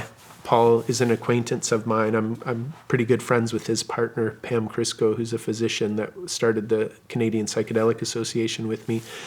But I heard Paul describe that study, and then the theory is that maybe when you take the larger flood dose of the substance, you're dealing with these neurons that are super delicate. So it might clean everything out, it might be overall beneficial, but in order to rebuild these very sensitive small neurons, maybe that's what the microdose is there for. Without completely bombarding the system with psilocybin, the microdose just allows those really small cells to regrow in the gentle way that they need.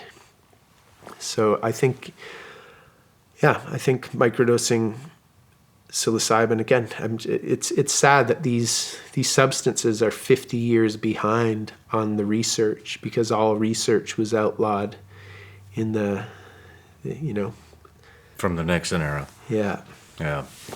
Yeah, this stuff is just, it's fascinating to me.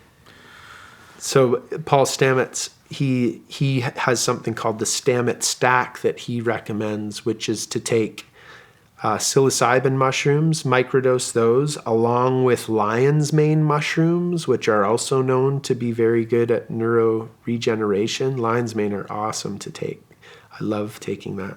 And then to add a little niacin in there, because niacin gives you that niacin flush, which means kind of the ends of your nerves are getting activated. So his theory is that the niacin kind of activates those areas, then the mushrooms go in to those activated areas and help some regrowth. Wow.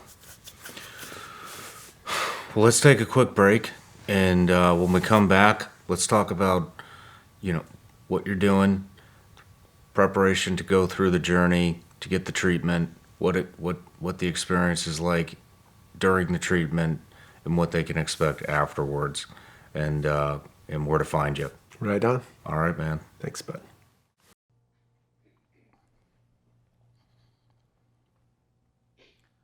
What's going on, Patreon?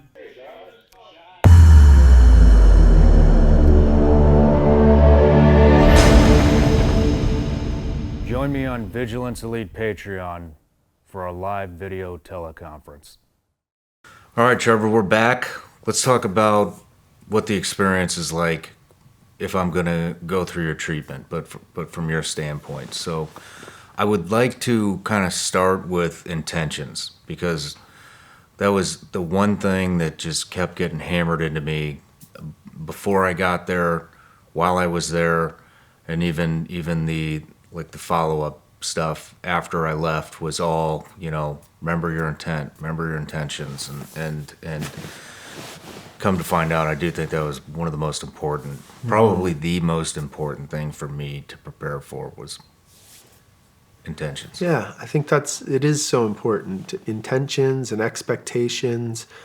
And we work with vets, of course, and vets, when they sponsor Special Forces veterans to come down, they insist upon coaching before and after as well. So there's a great coach and then team of coaches behind her that are just exceptional at getting everybody ready. So they would have worked with you on trying to figure out what your intention is. And I think intention intention is almost the direction that you're going to try and point the entire experience. Like, what are you really trying to overcome? You could just go into it and say, let whatever happens, happen. And that works sometimes for some people. But if you're going in, you might as well have some kind of a compass point, some kind of a North Star that you want to keep coming back to frame your experience. So if you want to, maybe your intention is to overcome anger. If you're in the middle of a part of the journey where everything just seems chaotic, you can kind of steer back to, well, what does this have to do with anger? Or if it's to have more love for your family or more presence for your family, as just through the middle, you can kind of bring it back to that. Like, what am I here for? Well, I know what I'm here for. I've spent plenty of time focusing on what I'm here for prior to this, with the coaches, with the team on the ground with us. So yeah, intention is just that. What do you intend to accomplish through the journey, which is super important. Otherwise, you might not get what you're after. Do you think, have you had anybody come down with, are there wrong intentions? Are there intentions that...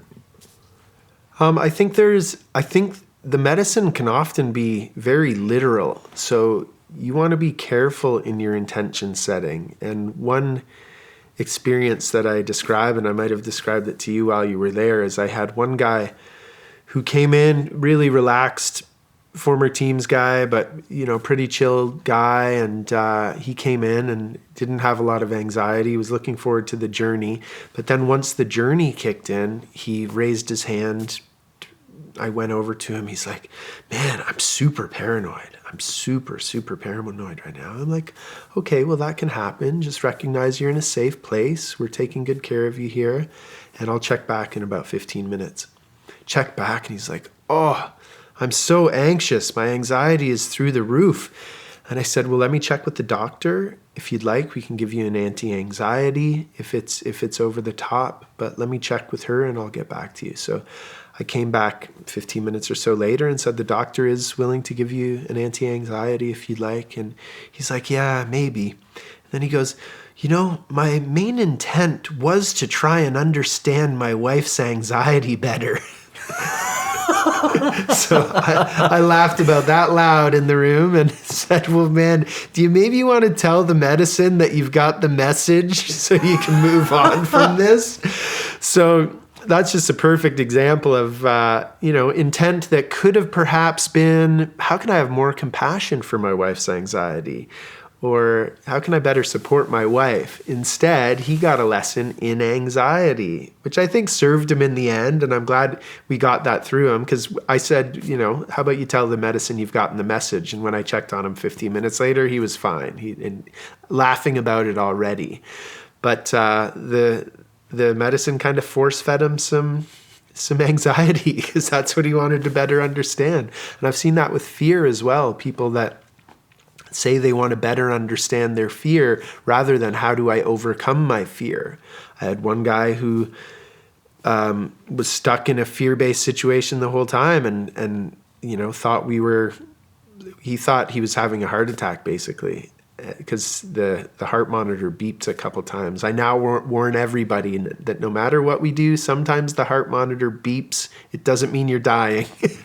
So he was just in a completely enmeshed in believing that, it was the end for him. So he got a hard lesson in fear, and eventually he popped out and he gleaned some really good lessons from that. But I think, being mindful in how you set your intent, you can make things a lot easier or harder on yourself, depending. Real quick, I just want to interject. This question just came to me. We obviously have a lot of civilians watching as well, and you do treat civilians. It's not only special operations veterans.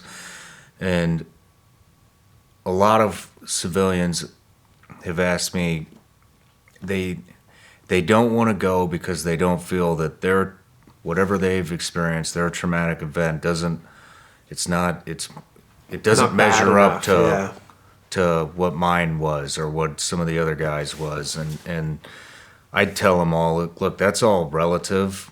And what do you say about that? I have a good friend and a fairly famous doctor. He's Dr. Gabor Mate. I highly suggest your audience check him out. He wrote a book called In the Realm of the Hungry Ghosts, which talks about his 12 years working on Vancouver's downtown east side as a physician down there. And he essentially discovered that every person to the person that he was working with down there had an incredibly traumatic childhood, and their addiction largely grew out of them trying to self-medicate that pain from that traumatic childhood that they didn't properly know how to process. But that Dr. Mate's next book is called The Myth of Normal. And what this book touches upon, it should be released in September, I believe, but having spoken to Gabor, what it touches upon is that the whole world is sick. Like, none of us is growing up in a world that is not traumatic. Every aspect of life on Earth right now carries some degree of trauma with it. I won't say every aspect, of course, not every aspect, but life in general, people are growing up in a traumatic world. So normal is a myth, because I think normal would mean we all grow up in happy, loving families with a happy, loving community, happy, loving nation, if we have nation states in a normal, So I think, to answer your question more directly, these substances are very good at getting people from -10 to 0, but they're also really good at getting people from 0 to +10. So I often say to people that Ibogaine is so powerful it can get somebody off of heroin almost overnight. What can it do for you? Yeah, that's a good point. Yeah. So it doesn't matter. You don't have to have... I don't think so. If you feel the call, answer that call. If you don't feel the call, you don't have to force yourself. But if you're feeling a call to experience some of the enlightening aspects of these substances, I think you should track that down. If you feel that call towards Ibogaine specifically, I'd say you're hooked in what I call the Iboga vortex. Once you hear about Iboga and it interests you, you're eventually going to do it. Yeah. Yeah. That's what happened to me. Yeah, exactly. And I'm glad I did it. But managing expectations for me was another thing that I was really trying to get a grasp on. And so can you talk about managing expectations before you get there and while you're there? Yeah, so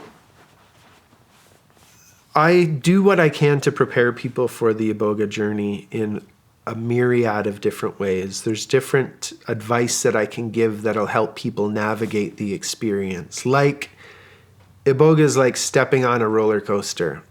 When you get on that roller coaster, when it comes on, when you're going up the hill, it can be freaky. Then you have lots of ups, you have lots of downs, you have some loop-de-loops, you have some tunnels of terror, you might have some water features with some purging. But the only rule of roller coasters is don't try and get off in the middle of the roller coaster. And if I ever see anybody struggling through an experience like the ones we've been talking about today, it's when they're trying to get off the roller coaster. It's like, no, I don't want this. But, you've already taken the red pill. You're in for the ride. The beautiful thing about roller coasters is they do finish. So even if you're terrified the whole time, eventually it's going to end. But some people love roller coasters. Some people hate roller coasters. Either way, the roller coaster does finish, and you can do things to prepare so that it is more enjoyable for you. So I do all I can to help people prepare, and I also say I'll give you a bunch of tools to hopefully help you navigate through this experience, but at the end of the day, get rid of your expectations, because the expectations are going to get in the way. If you think Ibogaine is going to be one way, you're going to be so sorely disappointed, especially if you've never done it before. Even for me, who's done it multiple times now, you think it's going to be the way it was last time. It's not at all. It's still got a certain signature that's the same, but it's not at all the same. So it's great to set an intent, which is kind of like your North Star, which is I'm going to do all I can to discover this about myself while I'm on the roller coaster, while I enjoy the process. But other than that, you kind of you need to let go of any expectations, because like I say, some people get visions, some people don't.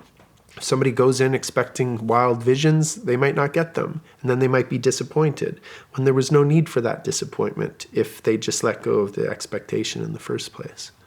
Interesting. Let's talk about, we're down there now. We're at the facility, or the house, whatever you call it. Yeah, so we have a big, beautiful house that we operate out of. We can bring in up to 5 people at a time at this current house. Like I say, we do have another house that we'll do detoxes out of, but currently we're bringing people in primarily for this psycho-spiritual protocol. We'll bring everybody in together on a Monday. Monday is we'll do some medical tests upon arrival. We'll have some blood drawn. Even prior to arrival, we're having people send us EKGs. So we want to take a look at an EKG prior to arrival. There's some other things we do to help prepare, like making sure people go through coaching sessions. Upon arrival, some more medical tests. We do another EKG upon arrival. Are you guys still doing the sweat lodge too on the first day?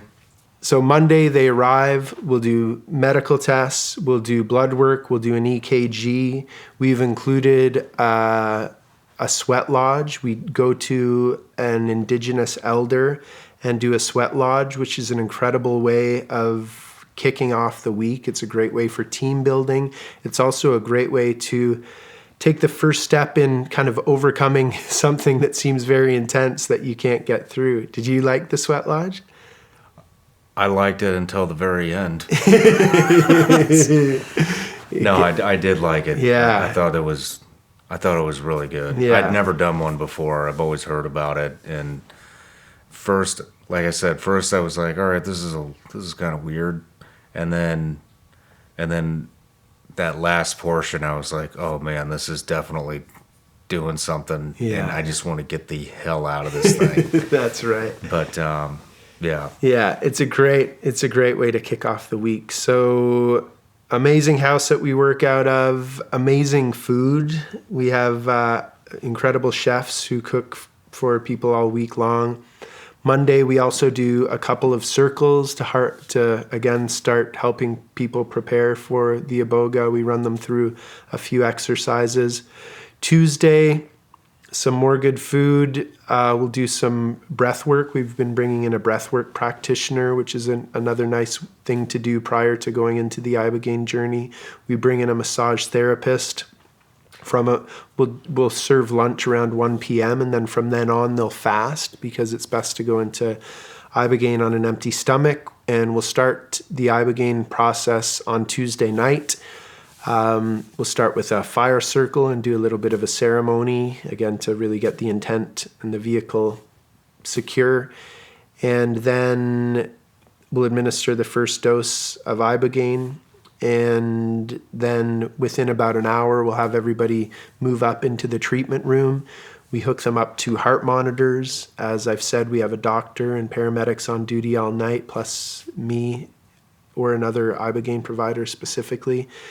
And then the Ibogaine journey goes through the night into the next morning. We'll do some IVs first thing in the next morning. And then from that point, you're kind of able to go to your room or into the rest of the house as you would like. You probably won't sleep much that next day. That next day is often referred to as the gray day, where you're just super tired. You've been through a lot. You don't feel the benefits yet. You're kind of like, why the hell did I just put myself through that? Yeah. Yeah, I seem to remember you looking at me in a similar fashion on that day. And but then eventually you start feeling a bit better. And then come kind of dinner time on that night, you might be ready for a meal. And then you get some sleep. And then it's once you get that first night good sleep after Ibogaine that you wake up the next day and you're like, actually, I feel pretty good. So that next day we'll do some yoga and meditation. We bring in a great yoga practitioner. And then we work with 5-MeO-DMT on that afternoon. So I set aside about an hour per person. And that might not take that long. Maybe they need half an hour, 45 minutes per person. But then Thursday night's Taco Thursday, and we'll let you go again on Friday morning. You guys just run a top-notch everything from Thanks, the food, man. the medical staff, the actual house that you're staying in. You take civilians. Where do they find you? How do they get in touch? Yeah, our website is NV, which stands for Nouvelle Vie, Neurogenesis, NeuroGenesis.com. So nvneurogenesis.com. And I've got to say that it's a very basic website. We haven't really needed to market at all. Cool. And it'll be linked below. Like I said, man, I'm just really happy that you came out here for the interview, and it's just an honor to be able to give you the interview, and I just wish you the best of luck. Beautiful. Thanks so much, Shawn, for number one, for coming down and doing the work, because you're definitely making the world a better place by sharing your new self. One of my favorite quotes is, "Who you are speaks so loudly, I don't hear what you're saying." And I think that's what happens to people that when they go through these transformational journeys. They don't have to say anything. They become some kind of a walking billboard for the new thing that has grown out of all of that hardship and then the transformation that comes after it. So thank you for doing the work, brother, and thanks for having me. One last thing. If you had 3 people to recommend for this podcast, who would it be? Rick Doblin, the founder of MAPS. He's an amazing man to talk to and a real pioneer in getting these substances more widely available. Gabor Mate, who I mentioned, the doctor who focuses on trauma, and there's a movie that you can watch on YouTube that features him called The Wisdom of Trauma. An amazing guy. And the pressure.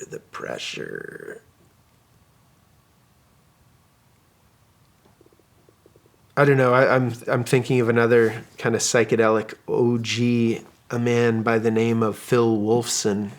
He is a doctor that operates out of the Bay Area who is a pioneer in ketamine-assisted psychotherapy. Another really interesting conversation with that guy. Perfect. Great. We'll reach out. Okay, cool. All right. Cheers.